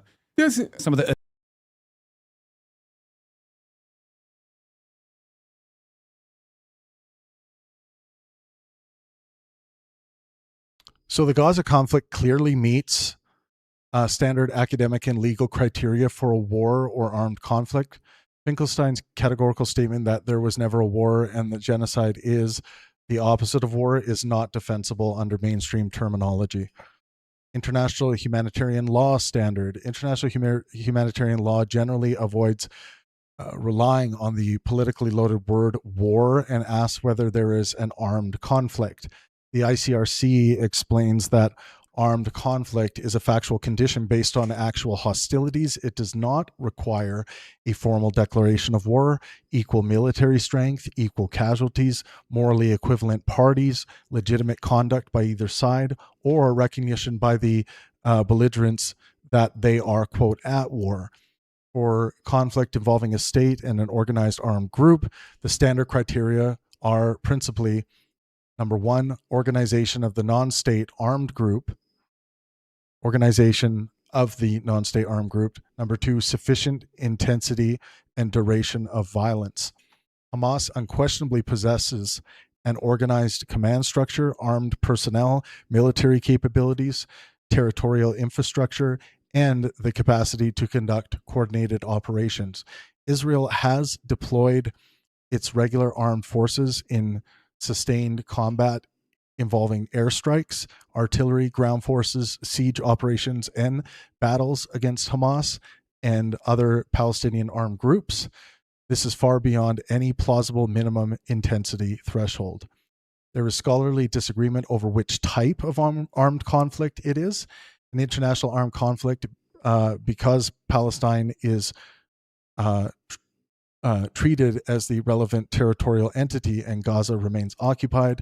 A non-international armed conflict, because Israel is fighting organized non-state armed groups, or overlapping legal relationships involving occupation and armed conflict. The Geneva Academy classifies the fighting between Israel, Hamas, and Palestinian Islamic Jihad as an international armed conflict. The important point is that the dispute concerns its classification, not whether an armed conflict exists at all. The ICRC itself expressly describes the post-October 7th situation as the armed conflict between Israel and Hamas, along with other armed groups in Gaza. Political science definition of war. The Uppsala Conflict Data Program, one of the central academic conflict data sets, defines a state-based armed conflict as a contested incompatibility over government or territory involving armed force between two parties, at least one of which is a state government, producing at least 25 battle-related deaths in a calendar year. UCDP then conventionally labels conflicts producing at least 1,000 battle-related deaths in a year as wars, rather than lower-intensity armed conflicts. The Israel-Hamas conflict surpasses both thresholds by numbers of magnitude. It includes state armed forces, organized Palestinian armed groups, competing territorial and governmental objectives, extensive direct combat, thousands of combat-related deaths, bombardment, ground battles, raids, and hostage operations. Under this standard, calling it a war is not remotely borderline. Extreme asymmetry does not make something not a war. A war does not cease to be a war merely because one side is overwhelmingly more powerful. Most deaths occur on one side. Civilians suffer disproportionately. One party cannot plausibly defeat the other conventionally. Or the stronger party commits widespread unlawful violence. Academic and legal classifications include colonial wars, wars of occupation, counterinsurgencies, and wars involving enormous power disparities. Mutual symmetry is not a requirement. It is therefore possible to describe Gaza simultaneously as a war, an armed conflict, an occupation-related conflict, a devastatingly asymmetric conflict, a campaign involving alleged war crimes and crimes against humanity, potentially a genocide, depending on the legal or scholarly determination being applied. Genocide is not the opposite of war. This portion of Finkelstein's statement is especially clearly wrong as a matter of law. Article 1 of the Genocide Convention expressly states that genocide may be committed in time of peace or in time of war. Thus, war and genocide are neither logical nor legal opposites. A genocide can be committed through the conduct of war. The Holocaust occurred substantially during the Second World War. The Srebrenica genocide occurred during the Bosnian War. Genocidal intent can coexist with battles against armed opposition. The presence of genuine enemy combatants does not immunize a campaign from genocide classification, just as a genocide finding would not retroactively eliminate the existence of armed conflict. So separate the two claims. Finkelstein's wording combines two analytically independent propositions. Proposition A, there was never a war. That is false under standard legal and political science definitions. Proposition B, it was genocide. This is separate legal and evidentiary question. Currently, the ICJ has not made that determination. So someone can have an opinion that it's genocide or agree with, particular organizations around the world that think they are justified to deem what is happening in Gaza a genocide.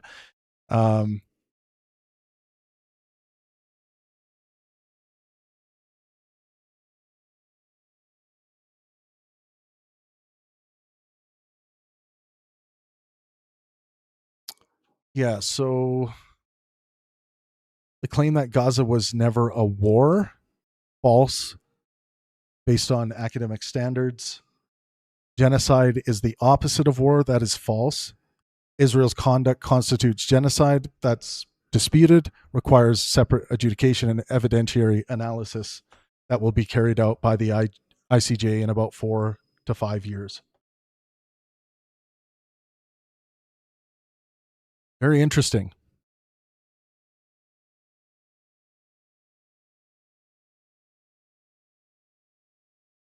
Am I saying Finkelstein or Finkelstein? I think it's Finkelstein, right? It is Finkelstein.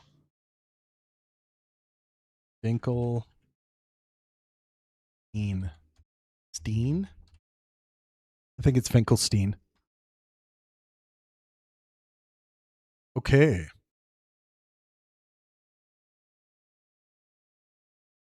This is interesting. Where are we? Okay, we're about to get into some, based on my ledger here, we're about to get into some spicy, unsupported claims. Well, we've had quite a few unsupported so far, so this has been quite the fact check thus far. Make sure you guys smash that like button. I'd really appreciate it. Get more people in here. For the love of fact checking, for the love of deep analysis, for the love of getting things right, but ultimately for the love of maximizing well-being for ourselves and those around us. Oh, hell yeah. Aesthetic, on the ground resistance elements, but you're right. It's not like a real battle. I believe it's fantasy. Yeah. And the problem is, it's not just fantasy. It feeds. What did he say about battle? Have you heard of a single battle in Gaza?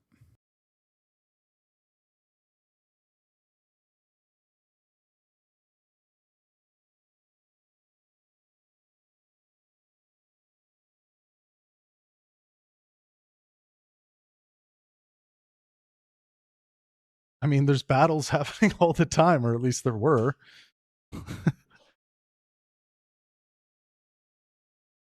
I mean, are we talking about like an articulable battle, like the battle for Stalingrad, like that thing?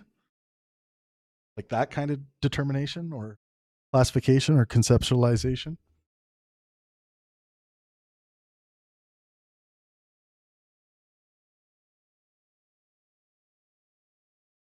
I mean, you could just call what happened in Gaza a battle, even if you want to just say it was a battle between Hamas and Israel. When you say, have you heard of a single battle? Yeah, it's based on this incorrect presupposition or incorrect belief that Gaza was never a war, which is false. Genocide is the opposite of war, which is false. Again, this is by academic standards of these terms. But I think Norm Finkelstein is supposed to be an academic, so he should get these determinations correct, the understanding of these concepts. So we will adjudicate the battles claim here. I haven't. I follow. Yes, there have been multiple sustained battles and major urban combat engagements in Gaza. Finkelstein's question, have you heard of a single battle in Gaza?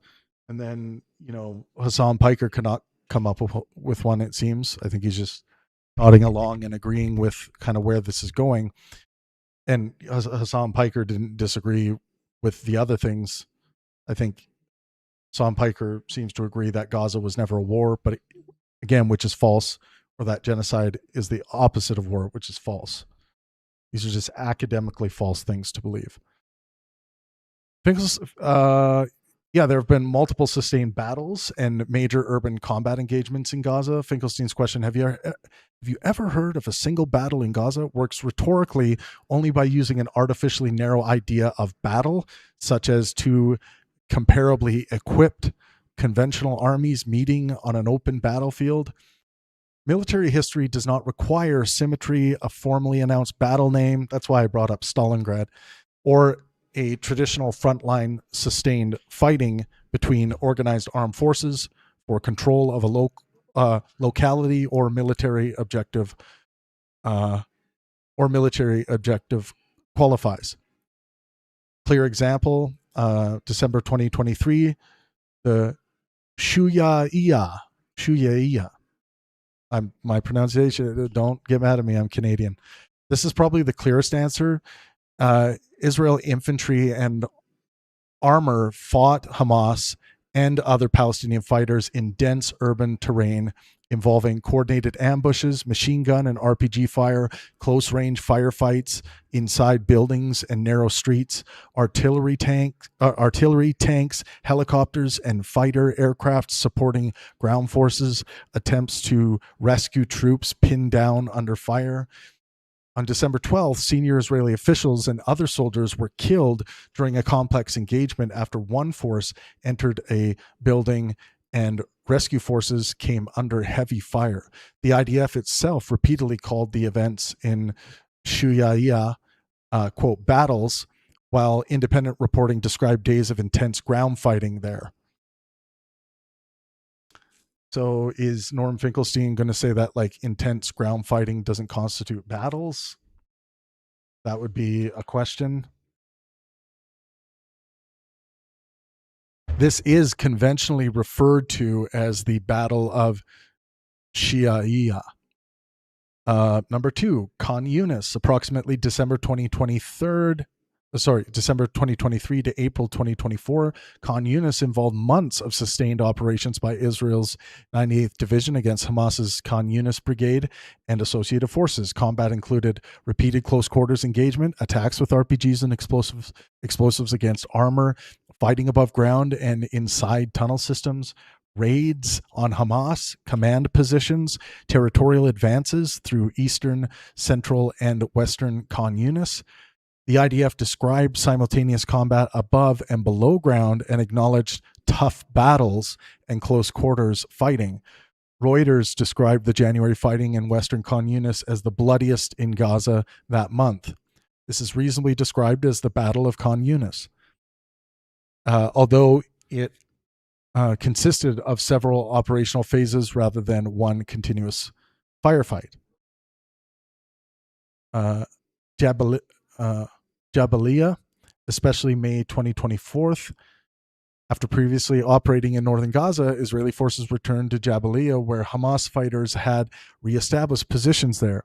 The ensuing combat include RPG and anti-tank attacks, direct engagement in streets and buildings, close quarters fighting, armed cells maneuvering against Israeli forces, heavy tank artillery and air support. The IDF described Jabalia as one of 3 areas where it was engaged in, quote, intense battles and reported dozens of RPG attacks in the dense combat zone. Reuters independently reported Israeli forces pushing deeper into Jabalia while encountering sustained resistance.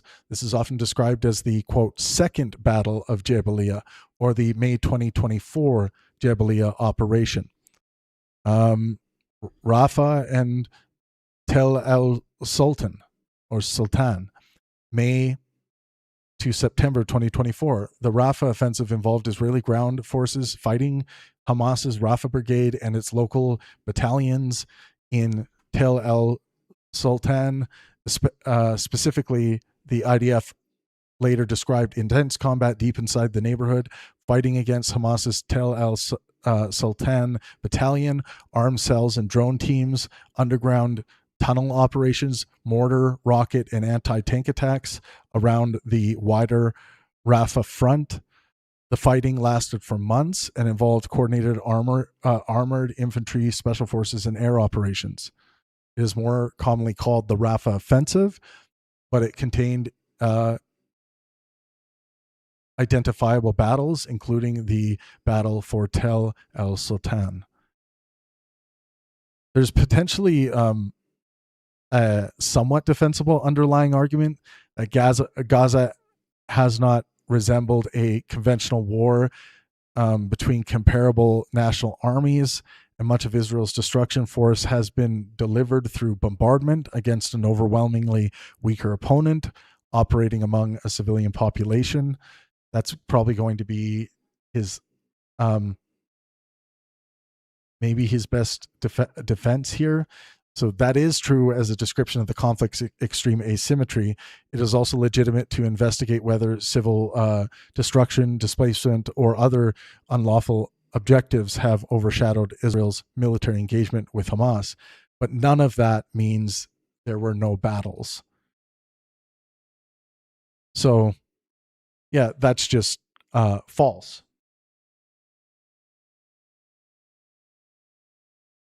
That's another false claim.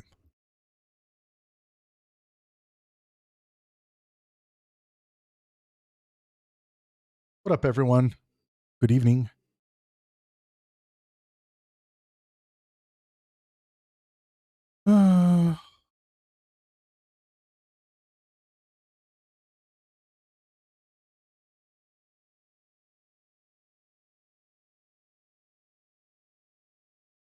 It every day. Electronic Intifada does a decent job of covering some of the ascetic on the ground resistance elements, but you're right. It's not like a real battle. I believe it's fantasy. Yeah, and the problem is it's not just fantasy. It feeds the Israeli propaganda because they can keep saying Hamas is not yet disarmed. We won't leave Gaza until Hamas is disarmed. Yeah. And you give them a pretext. You give them an excuse to protract the genocide. If you can only perform when the deadline is on fire, here are three things that... So there, I believe, that's one misunderstanding of the nature of the conflict in Gaza. And there was a second, but it just slipped my mind. It'll come back to me. I mean, there's a significant misunderstanding by Norm Finkelstein here and Hasan Piker.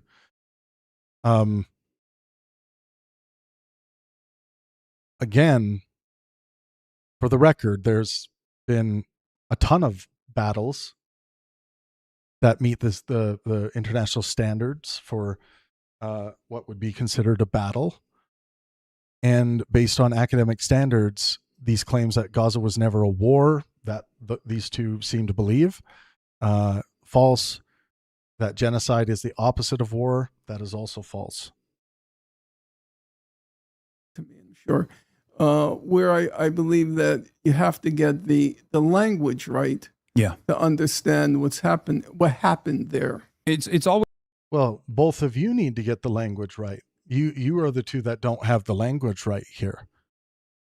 Always been an ethnic cleansing campaign from the Nakba onward, and even before that, pogroms here and there. It was always settler colonial ambition, and I would say that there, as I say, a misunderstanding of the nature of the conflict in Gaza. And there was a second, but it just slipped my mind. It'll come back to me, I'm sure.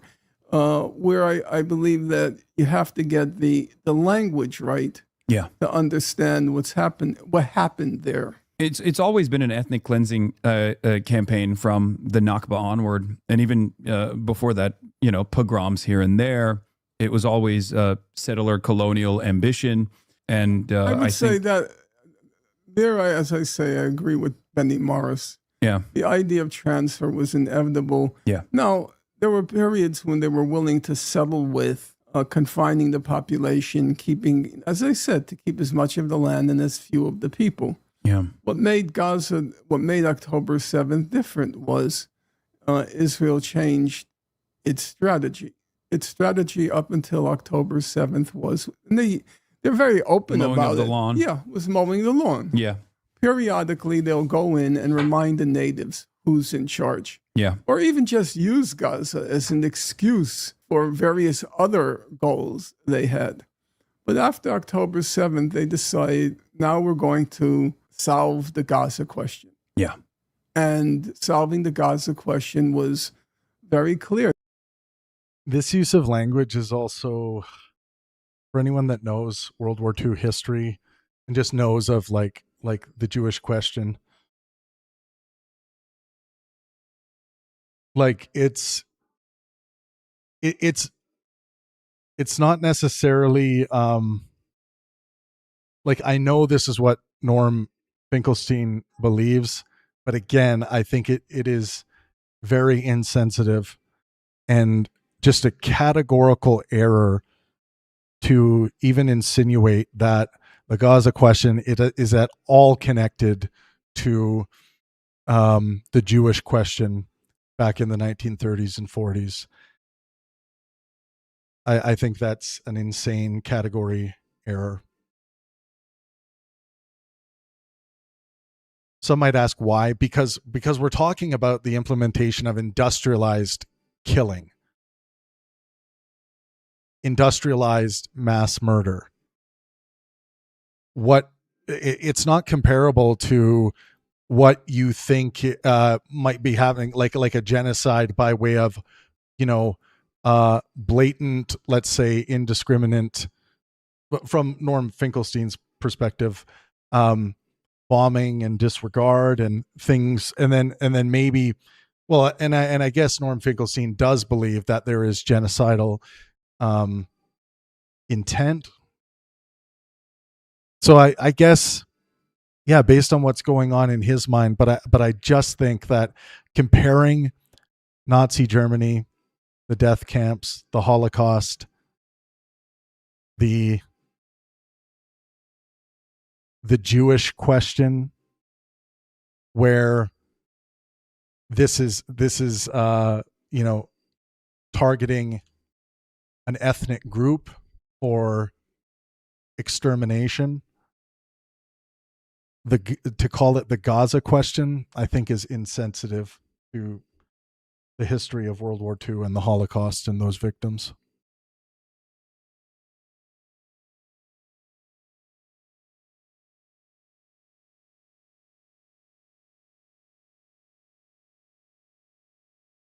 They were very clear about from day one. They were going to, instead of mow the lawn, they were going to extirpate. For your listeners, extirpate is the fancy word for pull out by the roots. Yeah. They were going to extirpate every blade of grass in Gaza. And that meant including the 1.1 million children. And that was their goal. And then their means, their method.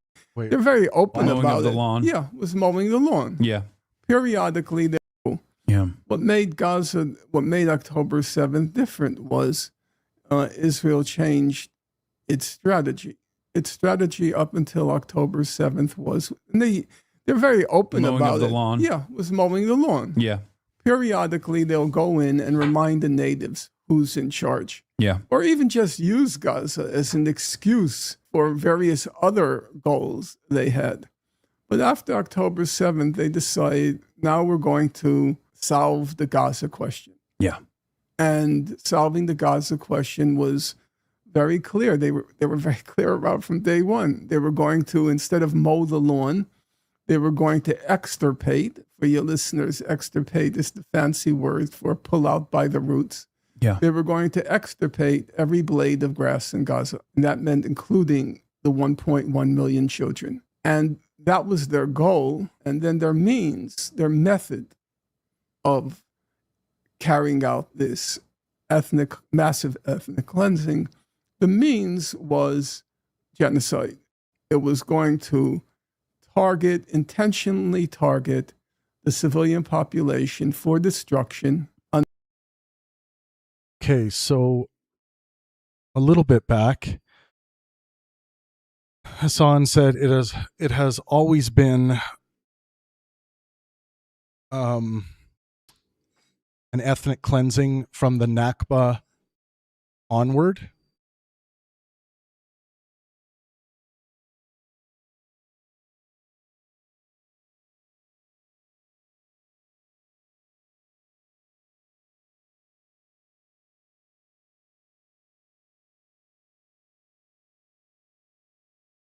So the claim has strongly supported historical core, but always, quote, campaign, and, quote, even before that, combine several contested propositions into one universal statement.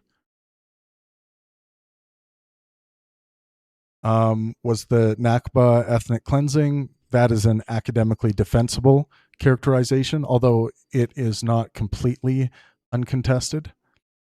The UN's commonly used definition describes ethnic cleansing as making an area ethnically homogeneous by use of force or intimidation to remove a particular group. The term is descriptive rather than a separately codified international crime. The underlying conduct may instead constitute forcible transfer, deportation, persecution, war crimes, or crimes against humanity. During the 1947-49 conflict, approximately 750,000 Palestinians were displaced. Many were directly expelled. Others fled military attacks, massacres, threats, or fear. Hundreds of Palestinian localities were depopulated or destroyed. Israel subsequently prevented the great majority of refugees from returning. Benny Morris's archival scholarship documents expulsions, quote, transfer committees, Israeli decision-making that promoted Palestinian departure, and the later removal of Palestinians from Mada to Gaza in 1950. The principal scholarly dispute is not whether extensive expulsions and permanent disposition happened. It concerns questions such as, was there a comprehensive pre-war master plan? How centralized were the expulsion orders? How much resulted from local military decisions? How much resulted from flight amid war rather than direct expulsion? When did demographic removal become a general strategic objective? Academic reviews continue to describe the identity of decision makers and the existence of a prior comprehensive expulsion plan as disputed historiographical questions. Therefore, quote, the Nakba involved ethnic cleansing is supportable, but every Palestinian departure was directly ordered under one centrally prepared plan would exceed the evidence. Did displacement continue after 1948? Yes. There's substantial evidence of recurring displacement and demographic transformation after the Nakba. Examples include the removal of Madal's remaining Palestinian residents to Gaza in 1950, the displacement of hundreds of thousands of Palestinians during and after the 1967 war, the establishment and expansion of Israeli settlements in occupied territory, confiscation of Palestinian land, residency revocations, demolitions and evictions in East Jerusalem, coercive conditions and settler violence displacing West Bank communities, major contemporary displacement in Gaza and northern West Bank refugee camps. The ICJ concluded in 2024 that Israel's settlement and annexation policies violate international law, fragment Palestinian territory, alter its demographic character, and impair Palestinian self-determination. It did not, however, rule that every Israeli policy since 1948 constituted one continuous crime called ethnic cleansing. Recent UN reporting has raised explicit concerns that contemporary patterns of mass forcible transfer may indicate ethnic cleansing, especially where displacement appears intended to become permanent. This supports the narrower proposition there has been a reoccurring historical pattern of Palestinian dispossession, forced displacement, and demographic engineering from 1948 into the present. Why always is too strong. Always makes the claim effectively universal. It suggests that every major period every Israeli government, every military operation, every territorial policy. This is just a common gripe I have with how people talk about history, how people talk about political issues. Always, everything, everyone, these like maximalist, certaintist postures that have no place in good sound epistemology.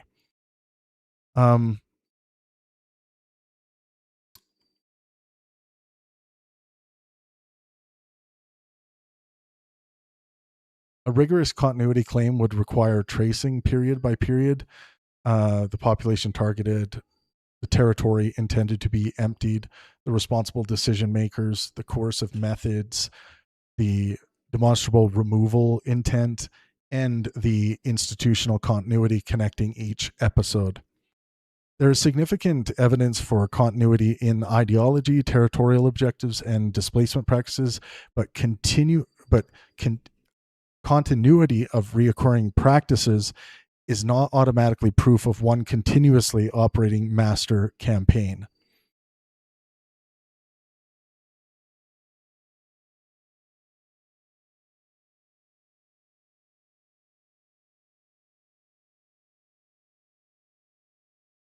So the Nakba involved, here's the publication safe formulation.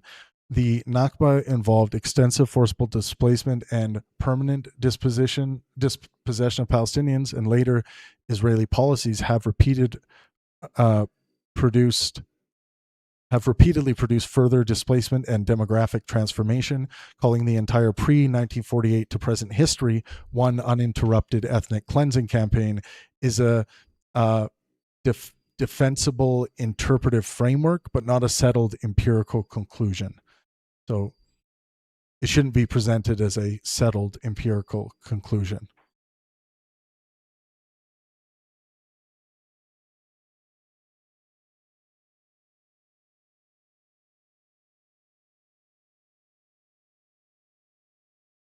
Then there was the claim that Israel wanted to mow the lawn after October 7th, uproot every blade of grass in Gaza.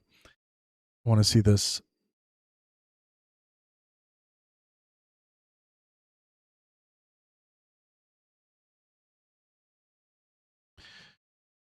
Finkelstein combines a well-supported strategic shift, a real body of evidence for mass displacement and genocidal intent, and an unsupported literal attribution that every Gazan, including every child, was an intended target.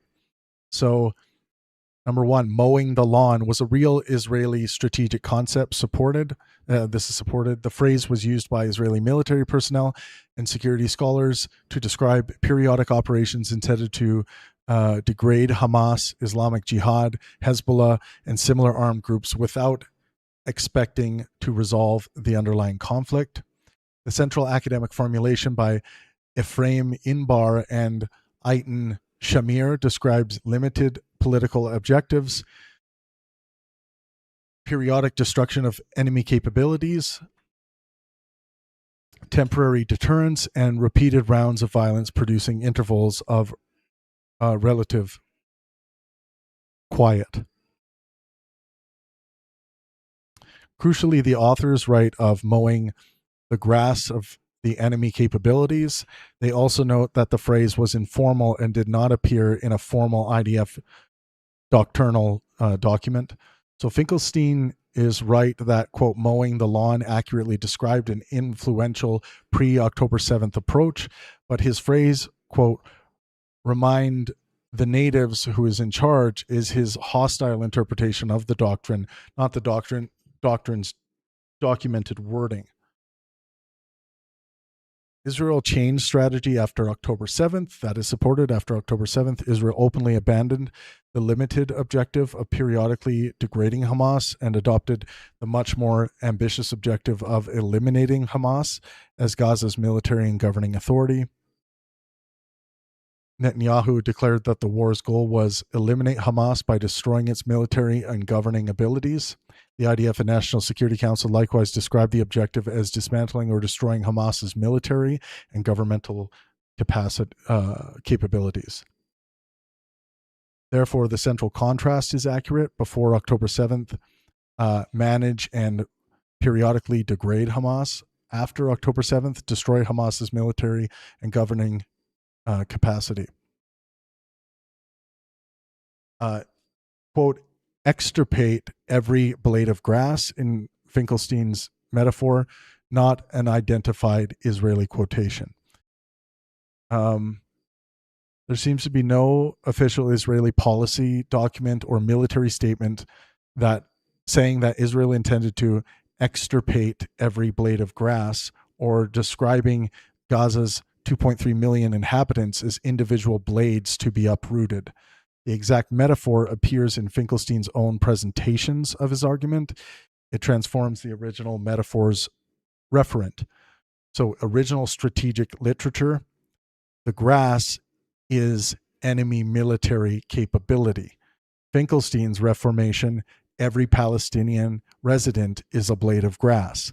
That is a major evidentiary distinction. Finkelstein cannot present this as though Israel openly announced that every Gazan, including every child, was to be physically destroyed. Was there evidence of population transfer objective? Yes, but not a single settled state policy on day one. 6 days after October 7th, Israel's intelligence ministry produced a concept paper recommending permanent transfer of Gaza's civilian population to Egypt's Sinai.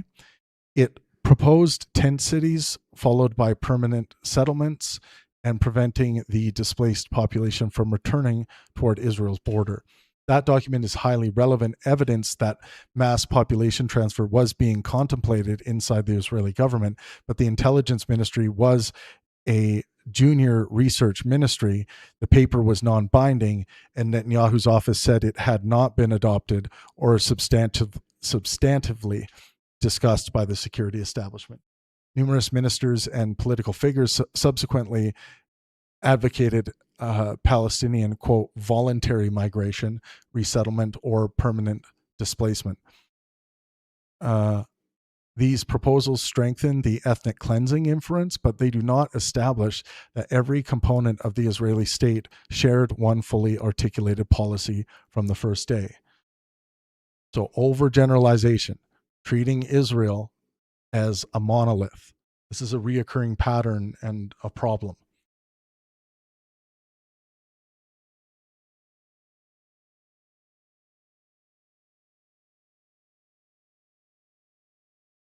So,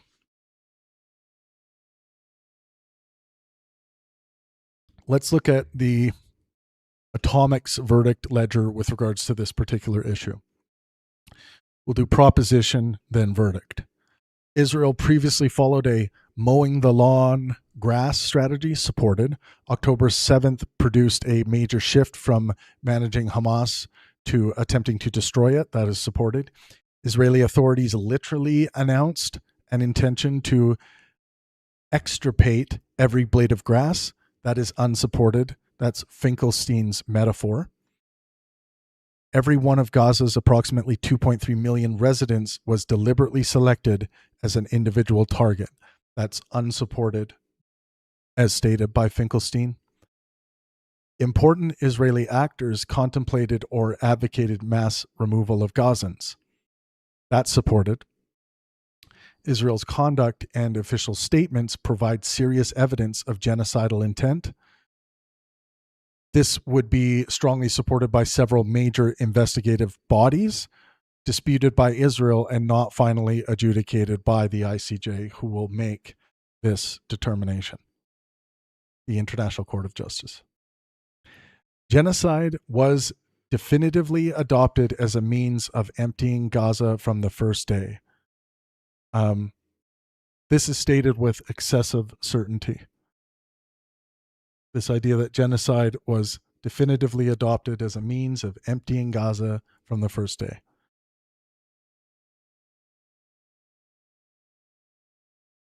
Okay, so I think we've cleared that up. There was misinformation in there. What up, everyone? You guys hanging in there? Hopefully you're enjoying tonight's program. Wonder how long this project's going to take. Surely it'll be, we're getting a lot further than how long it took with Dave's video.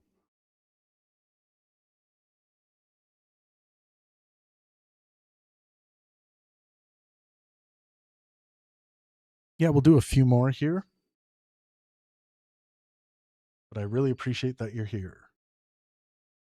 Until and unless Gaza was emptied out of its Arab population. Can I ask you something about October 7 in particular? Because there is two different schools of thought on this, where some people have looked at the prior knowledge that the Israeli security forces must have had. There was obviously talks of Egypt giving a forewarning, an advanced warning.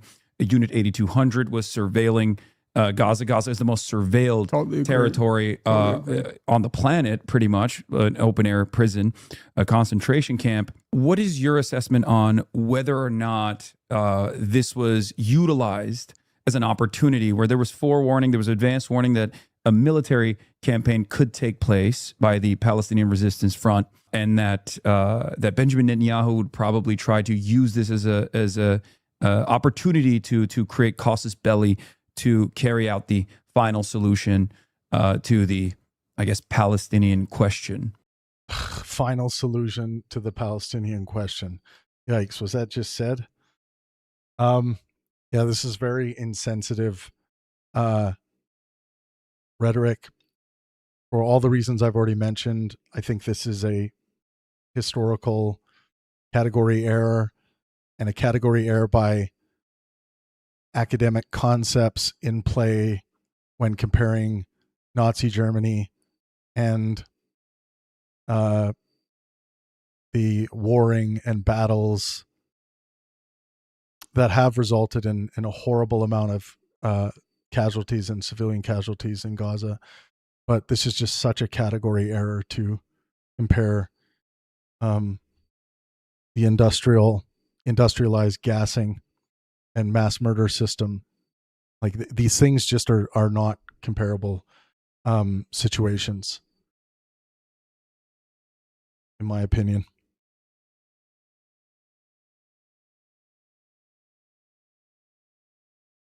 I think what I'll do is when I compile the information, because I will typically add some subcategories of inquiry in the final data process. And I think one of them, what I'll do is I'll provide a section that extensively outlines the academic failures in comparing these two wars, these two situations, the behaviors of Israel versus Hamas. Like, this is just, I think it's a category error. First of all, we're going to be here for a while, and you should feel free to ask me any questions. You said you were scared, so you should overcome. No, I'm getting more confident. I'm getting more comfortable. You should overcome your fear and be aggressive in your questioning. And these questions, I'm sure, come up, what you just asked me, they come up with your listeners. And here's an opportunity, not for me to give the definitive answer, but certainly to give an informed opinion on the subject. First of all, let's take an analogy. Analogies are never perfect, but they serve a purpose. If you look at 9/11, there were many people in the administration who predicted Osama bin Laden would launch an attack. Yeah. There was one national intelligence fellow, I forgot his name, he wrote a book on the subject, where he said, I knew from day one, from the moment it happened. He said, he ran into the Oval Office and he said, it's Osama bin Laden. I know it's Osama bin Laden. He had been on their radar, and they had received warnings that something like this would happen. The Northern Forces in Afghanistan had actually tried to deliver Osama bin Laden to the United States of America for his, I think, cooperation in the previous World Trade Center bombing with the Blind Sheikh, and those people were assassinated prior. I don't recall that detail, so you'll forgive me. Yeah. The thing is, when you're a country like the United prior, I don't. Afghanistan had actually tried to deliver Osama bin Laden Need to go back here. For a purpose. If you look at 9/11, there were many people in the administration who predicted Osama bin Laden would launch an attack. Yeah. There was one national intelligence fellow, I forgot his name, he wrote a book on the subject, where he said, I knew from day one, from the moment it happened. He said, he ran into the Oval Office and he said, it's Osama bin Laden. I know it's Osama bin Laden. He had been on their radar, and they had received warnings that something like this would happen. The Northern Forces in Afghanistan had actually tried to deliver Osama bin Laden to the United States of America for his, I think, cooperation in the previous World Trade Center bombing with the Blind Sheikh, and those people were assassinated prior. I don't recall that detail.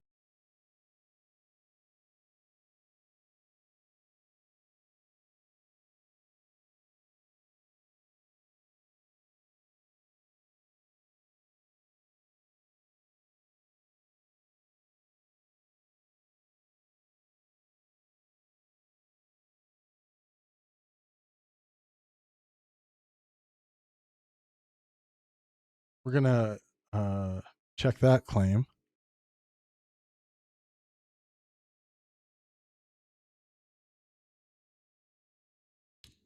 Quick bathroom break. Bear with me. Of course, I'm going to continue drinking water.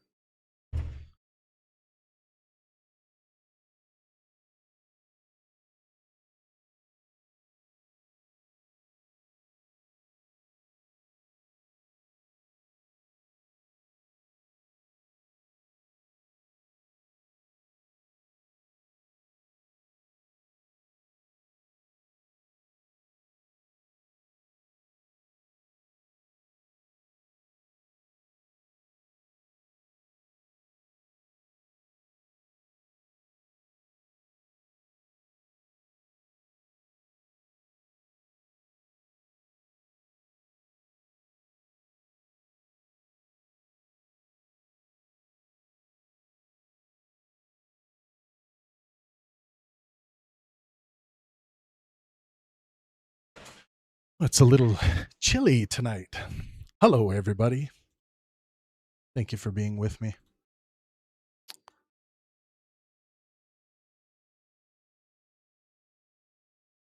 Yeah, I'm going to adjudicate that last claim by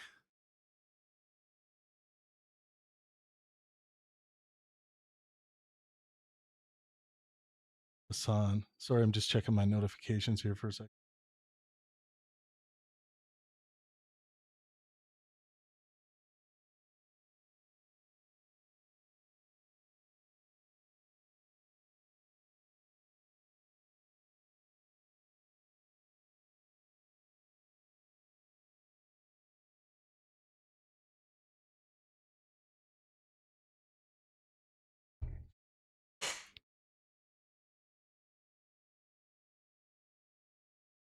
Someone saying Norm is probably easier to analyze than Dave because his entire career seems to be half truths with bold, baseless assertions, whereas Dave is normally a stringent, empirical person. Well, Dave's video was just an overload of pouring out the propaganda, and I think my final data assessment, there was, throughout the 2-hour video, there was about 5 minutes and 30 seconds around there that was dedicated to delivering anti-Semitic tropes. So like Dave's thing was complicated for many reasons, including the amount of misinformation. It was actually, the level of misinformation in Dave's video will probably be a lot more than the level of misinformation in this video per capita, right? This video is longer, but yeah, we'll see.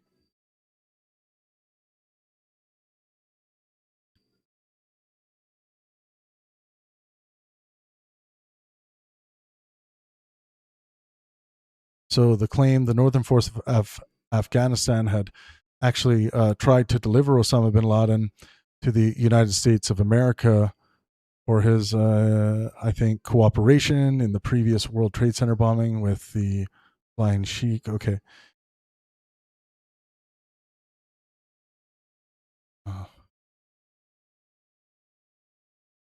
So the verdict of that claim is that, and this is Hasan's claim, this is false, conflation of several real but distinct episodes. There is somewhat of a factual core. The United States explored using Afghan forces to capture bin Laden, but the Northern Alliance did not nearly hand bin Laden over after the 1993 World Trade Center bombing, or tried to deliver Osama bin Laden.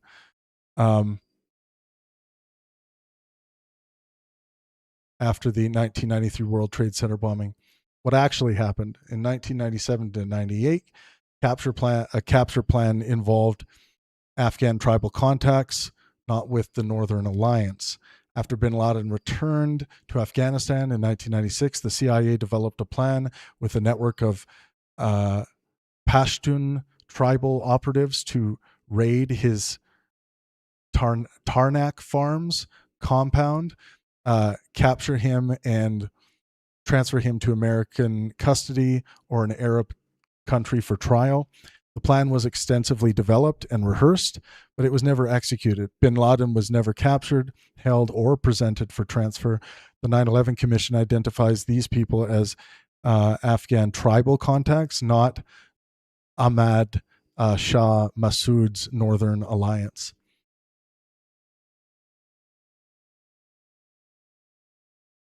The Northern Alliance agreed only to try to capture him if an opportunity arose. The CIA began working more closely with Northern Alliance leader Ahmad Shah Massoud in 1999. Massoud agreed to collect intelligence and try to capture bin Laden if circumstances permitted. But the 9/11 Commission states that bin Laden operated mainly around Kandahar, far from Northern Alliance lines. Massoud would act only when American and Northern Alliance interests coincided. The CIA rated the likelihood of success at less than 15%. That is not remotely equivalent to the Northern Alliance already possessing bin Laden or nearly delivering him to the United States.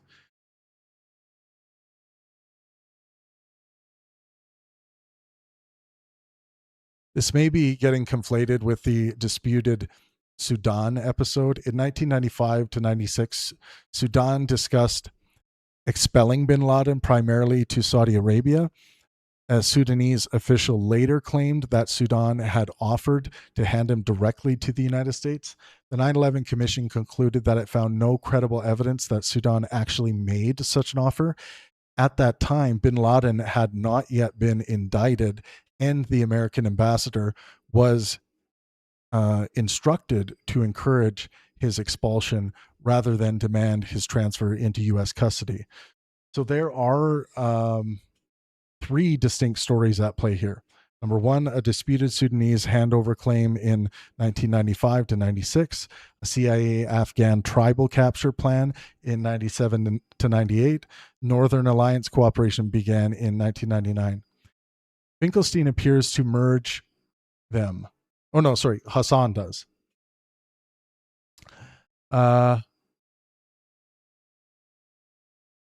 Was bin Laden wanted for the 1993 World Trade Center bombing? That portion is also misleading. The recognized mastermind of the 1993 bombing was Ramzi Youssef. The FBI identifies Youssef and his immediate conspirators as responsible for the attack. The blind Sheikh Omar Abdel Rahman was connected to the extremist milieu and convicted in relation to a subsequent plot to attack New York landmarks. American intelligence did identify suspicious links between bin Laden and the blind Sheikh's circle and regarded bin Laden as a financier of Islamist militants. But the 9/11 Commission says that until 1996, the U.S. government generally did not understand bin Laden as the operational organizer he later proved to be. He was not I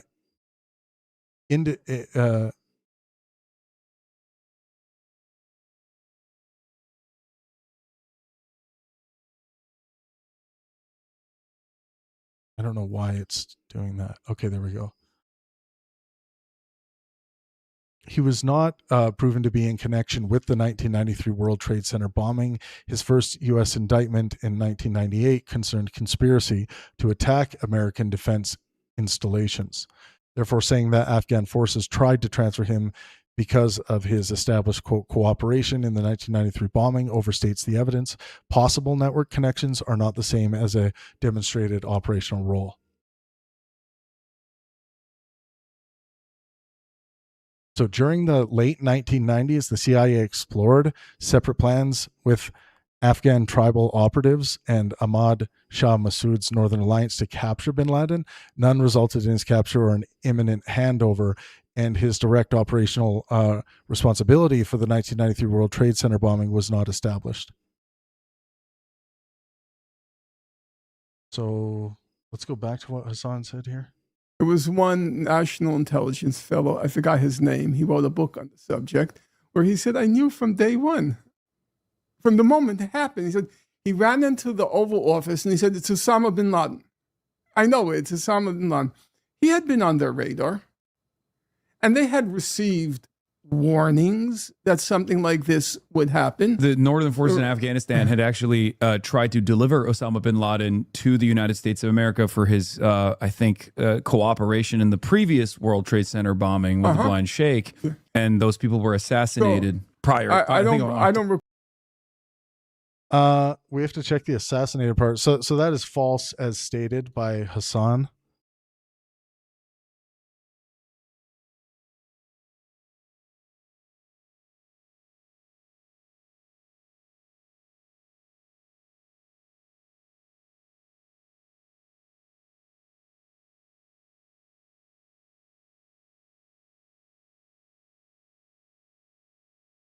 Recall that detail, so you'll forgive me. Yeah. The thing is, when you're a country like the United States and Israel, you're being bombarded with threats, possible threats, potential threats every day. And then you have to have a hierarchy, which you're going to take seriously and which you're not going to take seriously. No, when you're so saturated with racism, like people like Netanyahu and his folks, they don't believe Hamas could pull something like that off. Yeah. Hamas was a shooting gallery. I mean, Gaza was a shooting gallery for Israel. Yeah. It was, as I called it, these were high-tech killing sprees. Gaza was a shooting gallery for Israel.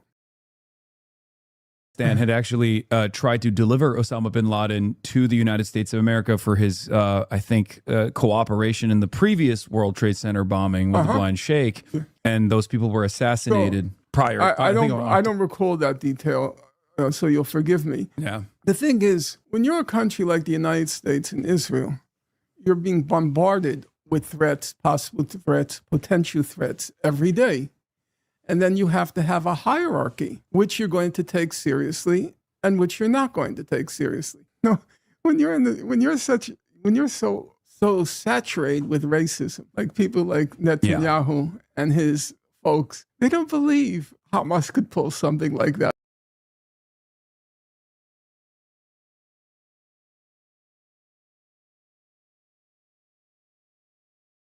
Let's look at evidence of Netanyahu's racism, if it exists. This is being treated as a accepted fact.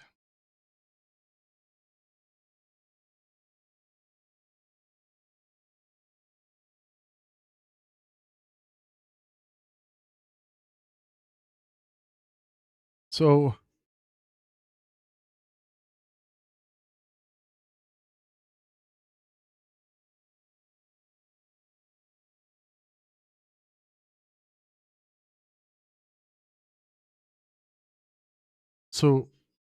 Massoud cooperated with the CIA against Osama bin Laden beginning in 1999. He agreed to collect intelligence and to attempt to capture bin Laden if an opportunity arose. We went through all that. 15% probability that this would be successful as determined by the CIA. Masood was then assassinated on September 9th, 2001, 2 days before 9/11 by Al-Qaeda operatives posing as journalists. The 9/11 Commission records that the attackers detonated a concealed bomb during an interview and that the assassination was connected to Al-Qaeda and Taliban planning against the Northern Alliance. What is not established, okay, we already went through all that stuff. So the claim was that those people were assassinated. So the assassination was documented as Masood being assassinated by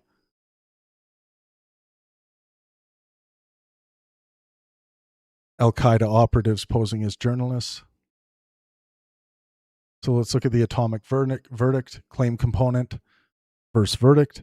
A Northern Alliance leader cooperated with U.S. efforts against bin Laden. That's supported. Masood agreed to attempt to capture if an opportunity arose. Supported. Masood was subsequently assassinated by Al-Qaeda. Supported. Northern forces nearly delivered bin Laden to America. That's false. A group of people responsible for the attempted delivery were later assassinated. That's unsupported and probably based on some garbled plural wording there, maybe, or just not understanding the information, what is actually factual here. The claim that this occurred immediately after or because of bin Laden's established role in the 1993 bombing, that is false. So Hasan's also kind of connecting that, like, yeah, and then this occurred immediately after or because of bin Laden's established role in 1993. That is false. Conflated chronology and responsibility. So the Northern Alliance leader, Ahmad Shah Massoud, cooperated with U.S. efforts to locate and possibly capture bin Laden beginning in 1999. Massoud was assassinated by Al-Qaeda 2 days before 9/11, but he had never captured bin Laden or arranged an imminent handover to the United States.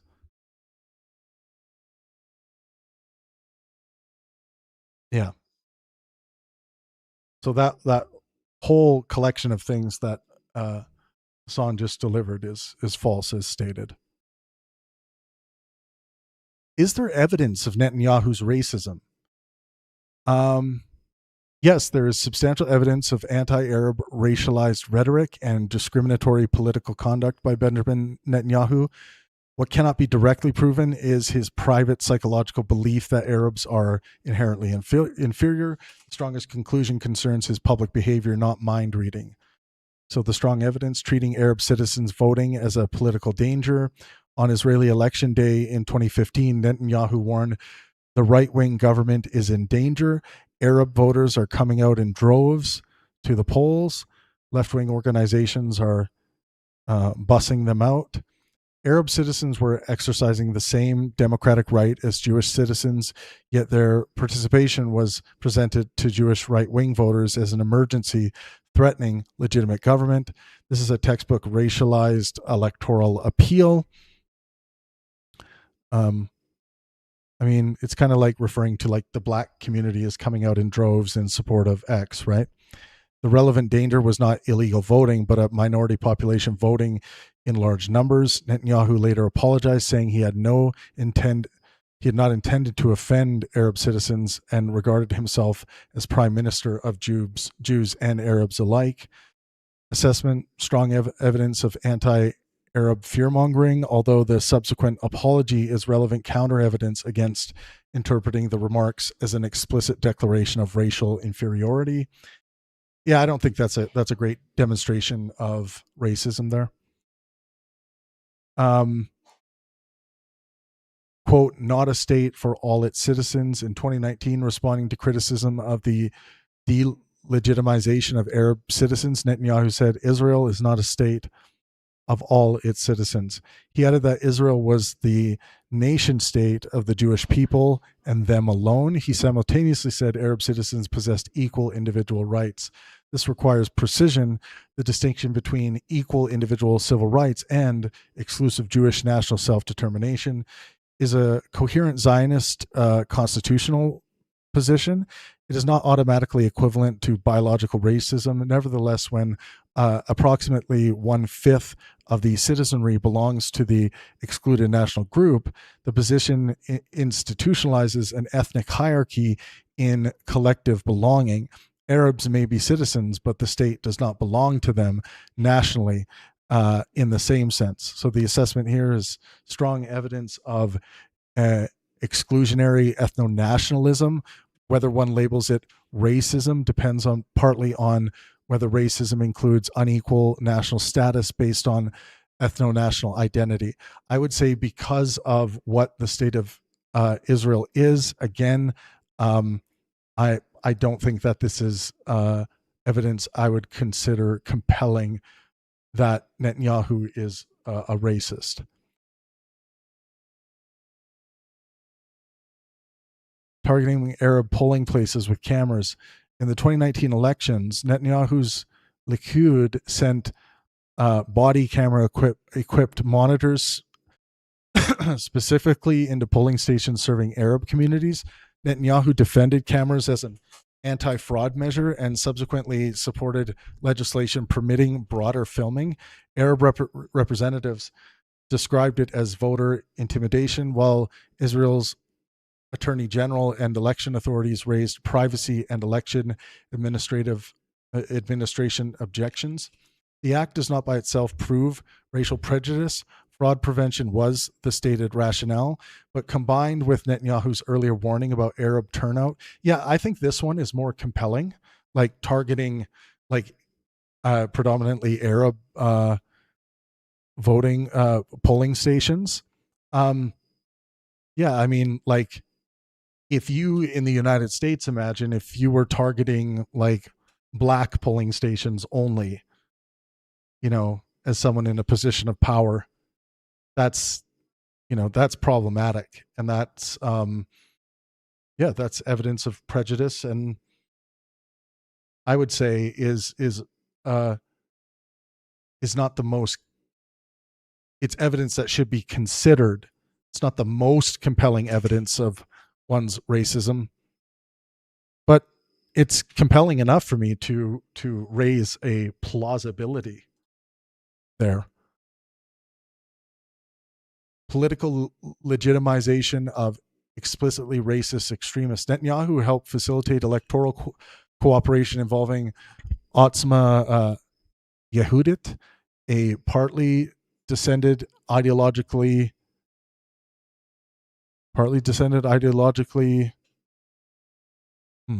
from Meir Khan's movement. That decision was condemned even by major American Jewish organizations concerned about legitimizing Kahanist extremism.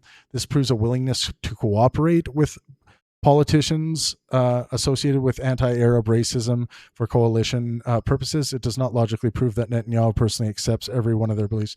Yeah, I don't see that as compelling evidence.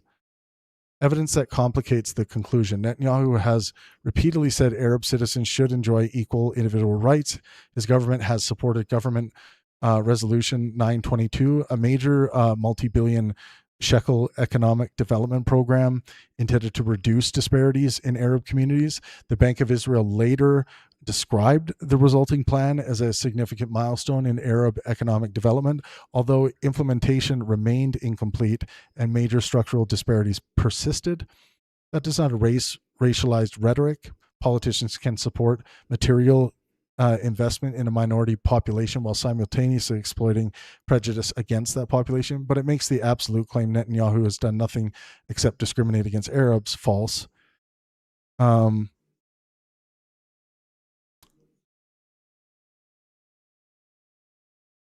So the most compelling issue that I want to look into is the targeting Arab polling places with cameras. I want all of the relevant information.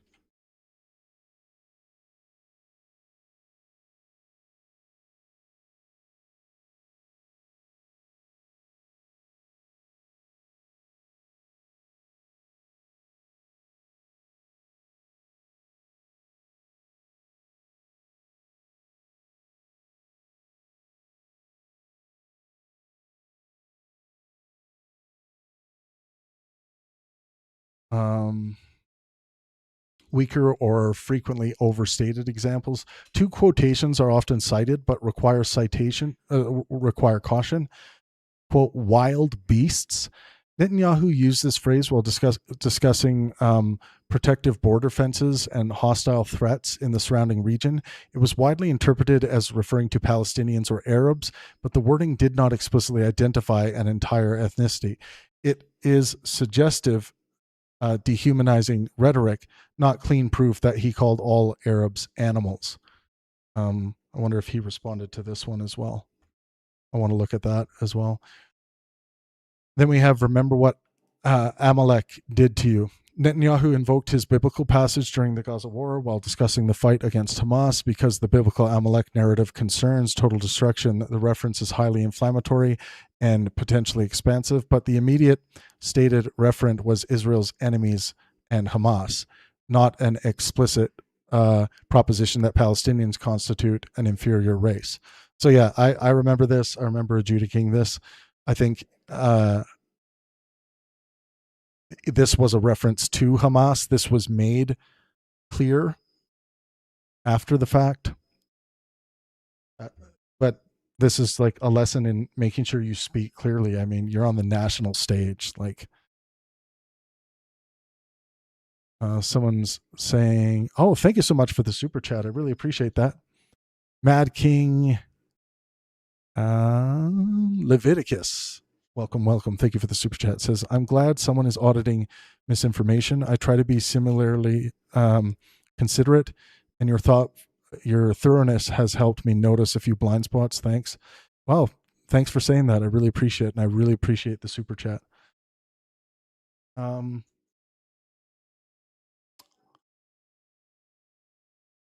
Okay, let's look at wild beasts. I need some more. And then I want to finish off adjudicating we're not quite finished that section, but this idea that Israel likely knew the October 7th attack was coming and used it as an opportunity. They're almost done that little section here. Oh, okay, this is wow. All right, well, we got to do it.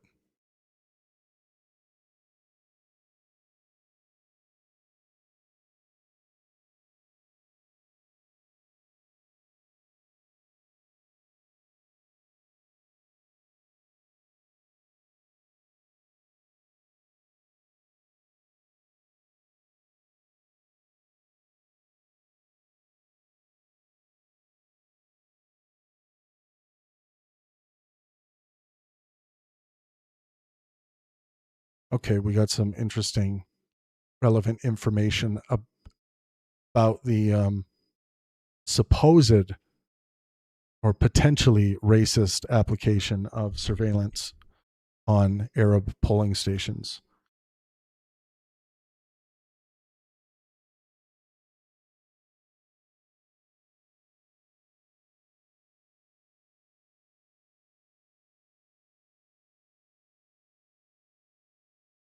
All right, finish off there. We'll give you this one.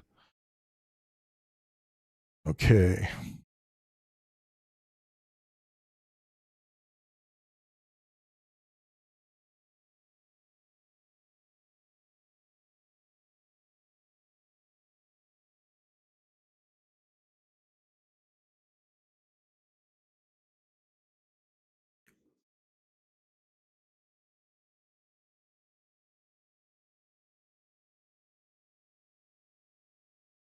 We went through that information. Evidence supporting the racist or voter suppression interpretation. The surveillance was explicitly or exclusively ethnic in its deployment. Yeah, we already looked at that. The Likud evidentiary basis for singling out Arab elections was weak. A Likud organizer claimed that suspiciously high turnout in some Arab towns indicated fraud, but when questioned, he supplied no statistical examples. He also claimed that similar monitoring in 2015 had prevented fraud equivalent to approximately 3 Knesset seats, but acknowledged that the estimate rested on anecdotal evidence rather than demonstrated data. Well, why was this, relevant? After April's operation, Likud said it had accumulated hundreds of recordings proving widespread wrongdoing. Some audio recordings reportedly captured local polling officials proposing improper additions to party totals. Nevertheless, police opened fraud investigations at only 2 stations, and neither had been targeted by Likud's camera operation. That discrepancy matters. It does not prove there was no fraud, but it weakens the argument that the scale and ethnic exclusivity of the surveillance reflected a proportionate evidence-based response. The Likud organizer acknowledged a partisan double standard. One of the most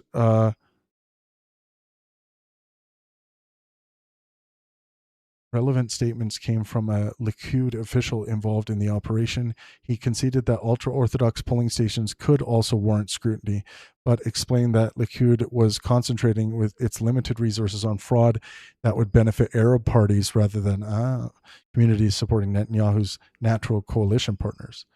This supports 2 interpretations simultaneously. Partisan interpretation: Likud monitored places where suspected fraud could politically harm Likud.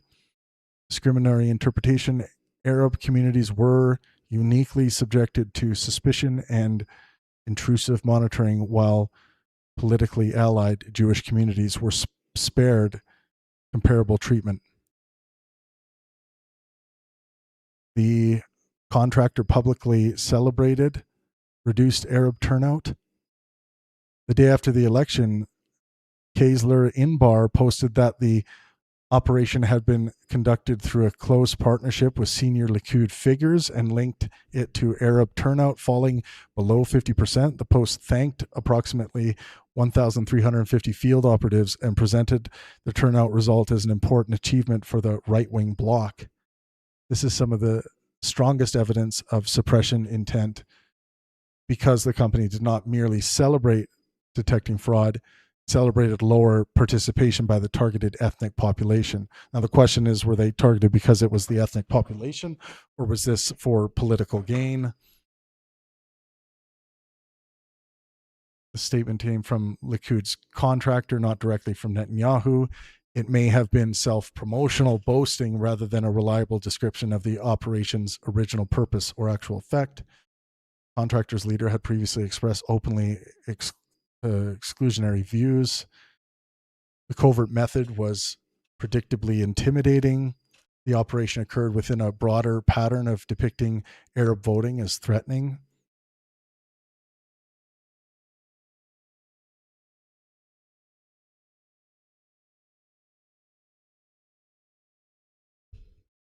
Evidence against or qualifying the racist interpretation: election fraud was not entirely imaginary. There was genuine election integrity problems in Israel. Some of the recordings supplied by operation organizers reportedly captured polling officials discussing improperly adding votes. These allegations were not all independently proven, but they provide more than zero evidence for legitimate concern. During the separate September 2019 election, the CEC invalidated votes from several stations after finding those ballot stuffing and serious irregularities. Most affected stations were located in Arab or Druze communities, including Yarka, Sakhnin, and Shafram. Thus, it would be incorrect to say that every allegation of irregularities in Arab localities was fabricated solely to create a racist pretext. The cameras generally did not record voters casting ballots. The cameras were not placed inside the private booths, and the stated operational focus was on polling station officials, administration of voter check-in, improper use of envelopes, and the ballot counting process. That makes the operation less severe than secretly recording individuals' marked ballots or identifying how particular citizens voted. Cameras are not intrinsically illegitimate election tools. Netanyahu publicly advocated universal rather than Arab-only surveillance. Netanyahu responded to criticism by saying cameras should be open and present everywhere. Before the September election, he pushed legislation that would formally allow party observers to record in polling stations across the country rather than exclusively in Arab localities. This is meaningful counter evidence. A universal system applied under neutral standards would be racially discriminatory merely would not be racially discriminatory merely because it included Arab polling stations.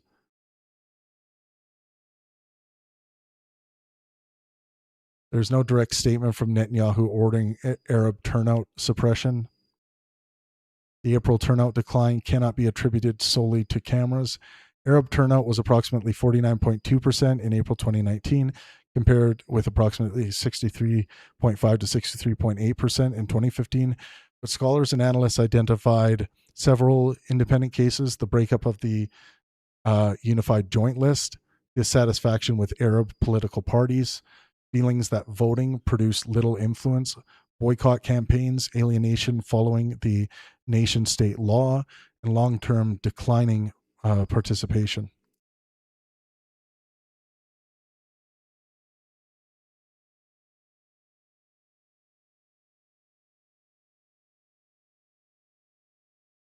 The operation was not judicially adjudicated as racist. The CEC and Attorney General addressed privacy, secrecy, disruption, legal authority, election integrity, and the danger of voter intimidation. They did not issue a final judicial finding that Netanyahu or Likud acted from racist intent. The Attorney General's position was conditional.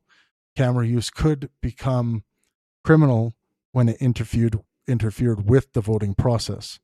So racist is an evidence-based analytical characterization, not a settled verdict from an Israeli court. Here's a guide on how we could weigh the evidence. Ethnically discriminatory design, very high confidence. Foreseeable intimidating effect, high confidence. Actual measurable suppression effect, uncertain.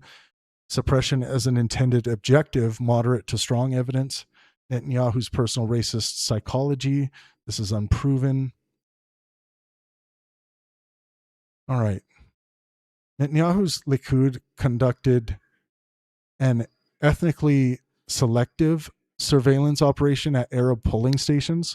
Although Likud invoked genuine election integrity concerns, the exclusive targeting, covert execution, weak risk criteria, contractors' celebration of reduced Arab turnout, and broader anti-Arab electoral rhetoric provide strong grounds for characterizing the operation as discriminatory and plausibly intended, at least in part, to deter Arab voting.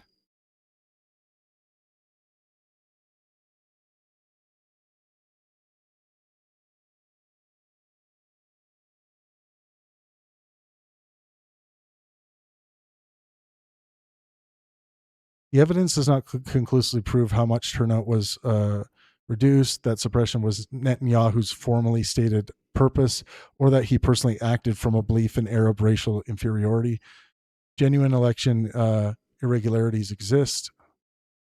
Yeah. Let's look at this.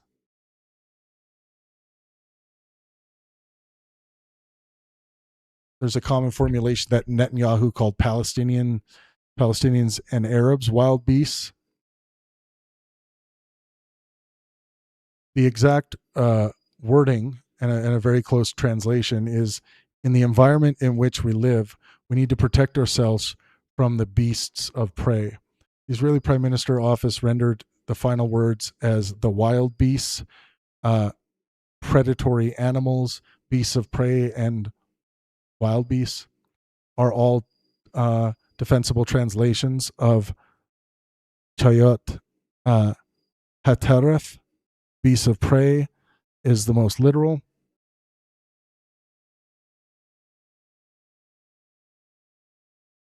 The full immediate exchange was approximately, in the end, in the state of Israel, as I see it, there will be such a fence that surrounds it in its entirety. They tell me, is this what you want to do, defend the villa? The answer is yes. What are you going to surround the entire state of Israel with a fence, a barrier? The answer is yes, unequivocally. In the environment in which we live, we must defend ourselves from the wild beasts. The official transcript supplies no noun immediately identifying who the beasts are. What he's discussing, the settling and surrounding remarks matter enormously. Netanyahu was discussing a multi-year project involving the Jordanian border fence, the Egyptian border, closing gaps in the West Bank, separation barrier, Hamas tunnels from Gaza, building close to the West Bank barrier from which tunnels might theoretically be dug, and eventually surrounding Israel with security barriers. Immediately before the wild beast line, he referred to Gaza, the West Bank, and the problems of tunnels. Therefore, Palestinian armed actors were plainly among the security threats in the discussion. It would be too exculpatory to pretend the statement had nothing to do with Palestinians, but the fence project was not discussed solely in Palestinian terms. When Netanyahu announced construction at the same Jordanian border location 5 months earlier, he described the threats as a combination of very brutal terrorism, labor migrants, smugglers, loss of governmental border control, and a regional humanitarian tragedy. He also emphasized developments throughout the surrounding Middle East rather than describing Jordanian citizens themselves as enemies. This earlier description is probably the best available contextual guide to what the later beasts of prey metaphor compressed into one phrase.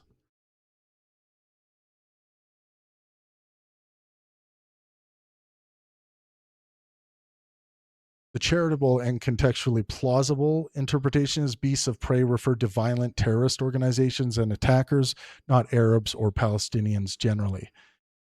Contemporaneous Israeli reporting interpreted the phrase as an apparent reference to extremist Islamist movements. The Washington Post similarly characterized it as Netanyahu likening Islamists to wild beasts, placing the remarks amid concerns about Hamas tunnels and ISIS-style militant infiltration.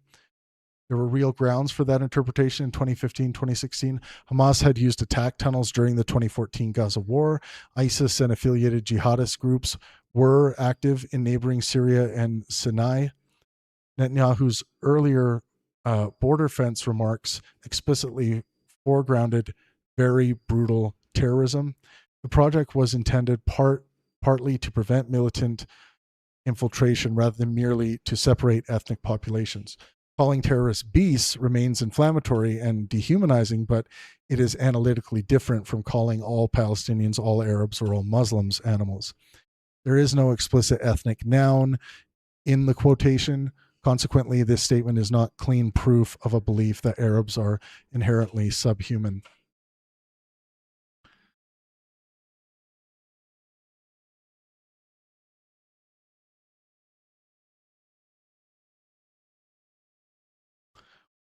The statement blurred several categories of human beings. The earlier official explanation of the border project grouped together terrorists, labor migrants, smugglers, and flows caused by humanitarian catastrophe. Netanyahu's later predator metaphor did not preserve those distinctions. It rhetorically collapsed a complicated regional population and security environment into a threatening animal category.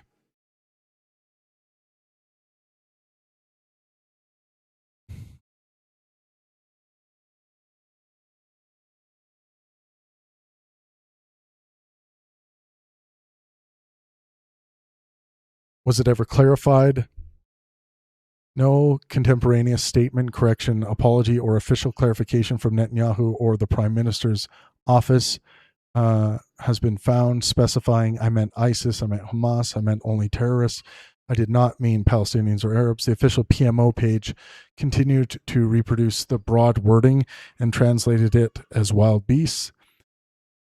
The claim that he meant extremist groups comes from contextual interpretation by journalists and defenders, not from a located clarification by Netanyahu. This absence does not prove he intended an ethnic slur. It means the ambiguity was never authoritatively resolved in the public matter materials that could be located.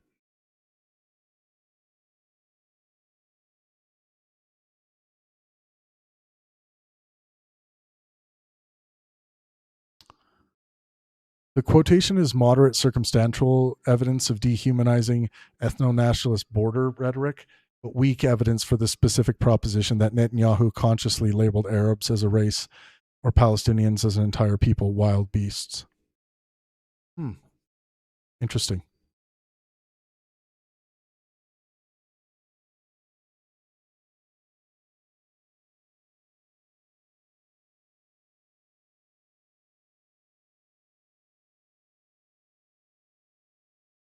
Okay.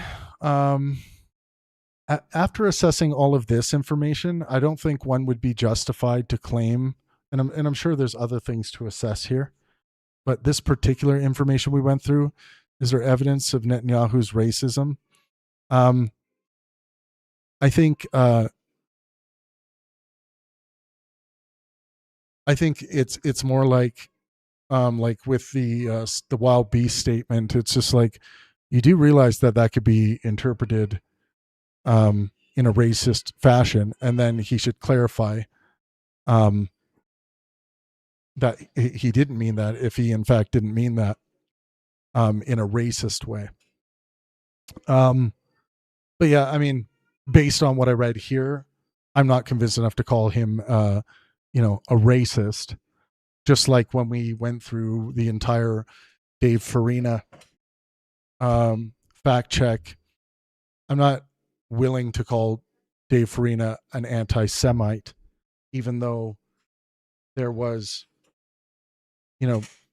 almost 6% of the video, based on the data analysis that I've done, almost 6% of the video was dedicated to perpetuating anti-Semitic tropes. Had that been more explicit, or him mentioning Jews specifically, that's I think that might be the difference between an anti-Semite and someone like Dave, who's perpetuating anti-Semitic tropes.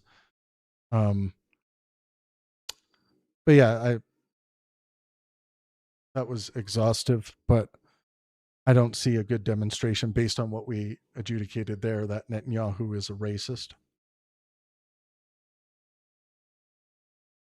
But if people come across any other information or want me to adjudicate anything else related to that, let me know. I want to finish off with this one claim here. That deep dive took a while. Yeah. Hamas was a shooting gallery. I mean, Gaza was a shooting gallery for Israel. Yeah. It was, as I called it, these were high-tech killing sprees, which they used to launch into Gaza. The discrepancy in number killed, like 100 to 1, 200 to 1. They didn't think Hamas had the capability, the capacity to pull off something like that. So I'm sure they received reports. I don't think Hamas thought that they had that capacity as well. Totally agree. Yeah. So They admitted it such. They were shocked by how easy it was. Yeah. So how much of that do you think is hubris, and how much of that do you think? We're smiling, talking about talking about this atrocity in this lighthearted way is, I think it's morally suspect.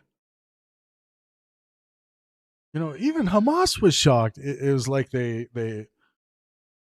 someone that they achieved something great that they never thought that they could do. Like, if your son shoots a basketball into the basketball hoop for the first time, I don't even think he knew he could do it, but he did it.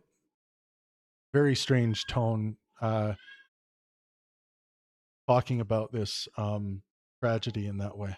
And could have been maybe hubris paired up with opportunity. Well, there's a cliche. The cliche goes, every crisis is an opportunity.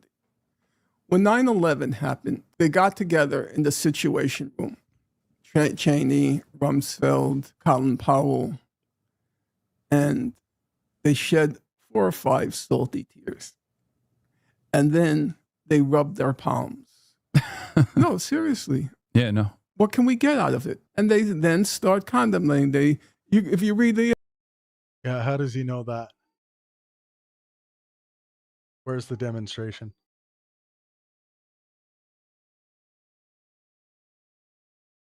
I mean, this is like minimizing those people who were involved there, how they felt about it, and then making them sound like, opportunists or kind of schemy. accounts, they're looking at the map. Which country should we attack? Which country? A crisis is an opportunity. Now, as you know, the big opportunity for them, it started with Afghanistan, but Afghanistan was small change. They were going to go after, in their minds, it was going to be Iraq, Syria, Iran. That was what they were going to. They were going to exploit everything they could out of 9/11. And that was exactly the Israelis.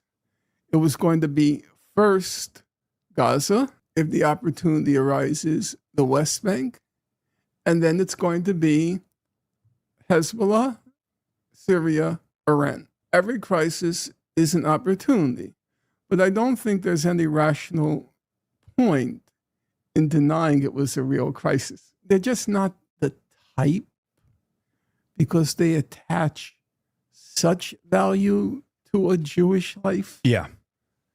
And no value to any non-Jewish life. They're not the type that would allow sacrificing the envelope. So that's actually really interesting. I agree with you 100% on this. My attitude on this has been part hubris and part, at most, it would be a couple people that get slaughtered as a sacrificial lamb to enact a much larger campaign of death and destruction. And this will be the casus belli. But it, of course, unfolded in a way that the Israeli security apparatus could not have predicted, that Hamas itself could not have predicted as well. And perhaps that's like the middle ground. I don't know. But that's my assessment. I'm not married to the idea either, but I don't believe that it was like pre-planned, that Benjamin Netanyahu was allowing 1,200 Israelis to be killed, with as many civilians that were killed in the process as well. The part of the reason why I bring this up is because there's some information about like the Nova Festival, adding an additional day, being so close to the border wall, and things of that nature have raised suspicions, even inside of the. Yeah, I mean, Dave Farina was perpetuating this conspiracy theory that all of these conspiratorial lines of the Nova Festival being moved, quote unquote, last minute, and all of these other things, and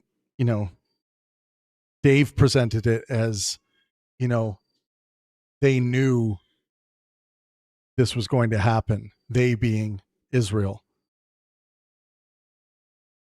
Inside of the Israeli population as well, there have been some inquiries. The Nova, for your listeners, it was a music festival, the Supernova Music Festival. Yeah. And the largest number of people killed by far in the total, about 350 of the total number of those killed. As far as it's known, Hamas didn't even know it was going to happen. They just stumbled on it, the Nova. Yeah, so the Nova Festival is what the evidence shows to date, is that coming upon the Nova Festival was actually a mistake. Hamas militants were off course. They missed their target. And, unfortunately for those poor people at the festival, that was just like a mistake by Hamas turned into like the high, probably, allowing them to accumulate many more murders and slaughterings than maybe they would have if they reached their ideal locations. Festival. It probably, you could speculate, but it probably enraged them. Yeah. Right, bordering on this concentration camp, all these young people who are overwhelmingly of military age, because the novel was young men and women. Mm-hmm. They're all having this festival. It almost feels like a taunt. And so it was very bloody. Oh, yeah. No question in my mind about it. But I don't think, as far as I understand, they were not knowledgeable that that festival was going to happen. I think there's a tendency on the left, and not just. So Norm Finkelstein seems to be less radical on some of these issues with regards to conspiratorial thinking than Dave Farina, which is interesting. Who would have thought, right? We're talking about Dave Farina. Professor Dave Explains. What a world. Just the left, actually across the political spectrum, to always want to see conspiracies. And I think a lot of things happen which actually in politics and history, which can't be explained. They cannot. There are all sorts of, so to speak, loose ends. I can't really explain how that happened, but it doesn't change the total picture. I remember, if I can give one anecdote, there was a famous trial in the UK. There was a Holocaust denier. His name was David Irving, very prominent historian. Deborah and Deborah Lipstadt. Yeah, Deborah Lipstadt. Okay, folks.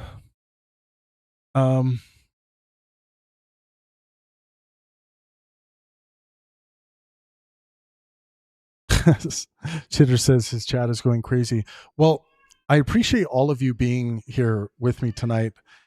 I hope you enjoyed this episode number 1 of fact-checking this discussion. So far, we've made quite a few corrections. The next episode will yield some flat-out false claims. Apparently, we have a claim coming up that with regards to October 7th, the only possible conclusion is that sexual violence never happened. What are some other false claims we have coming up?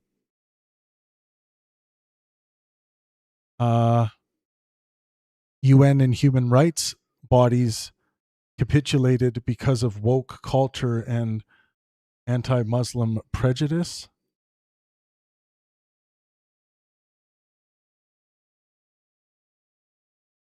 There's a unsupported claim we have coming up for next episode. Pramila Patten headed a fake commission and had no forensic evidence. This is false.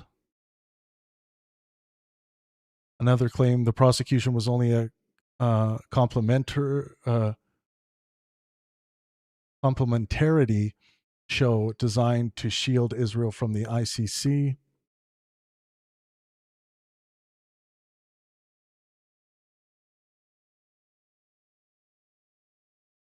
Yeah, we got fair amount of false and unqualified claims coming, and we are finding a lot more as we move through this.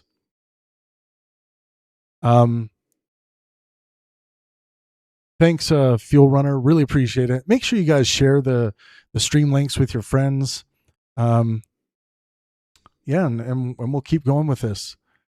Again, thank you so much for being with me here tonight.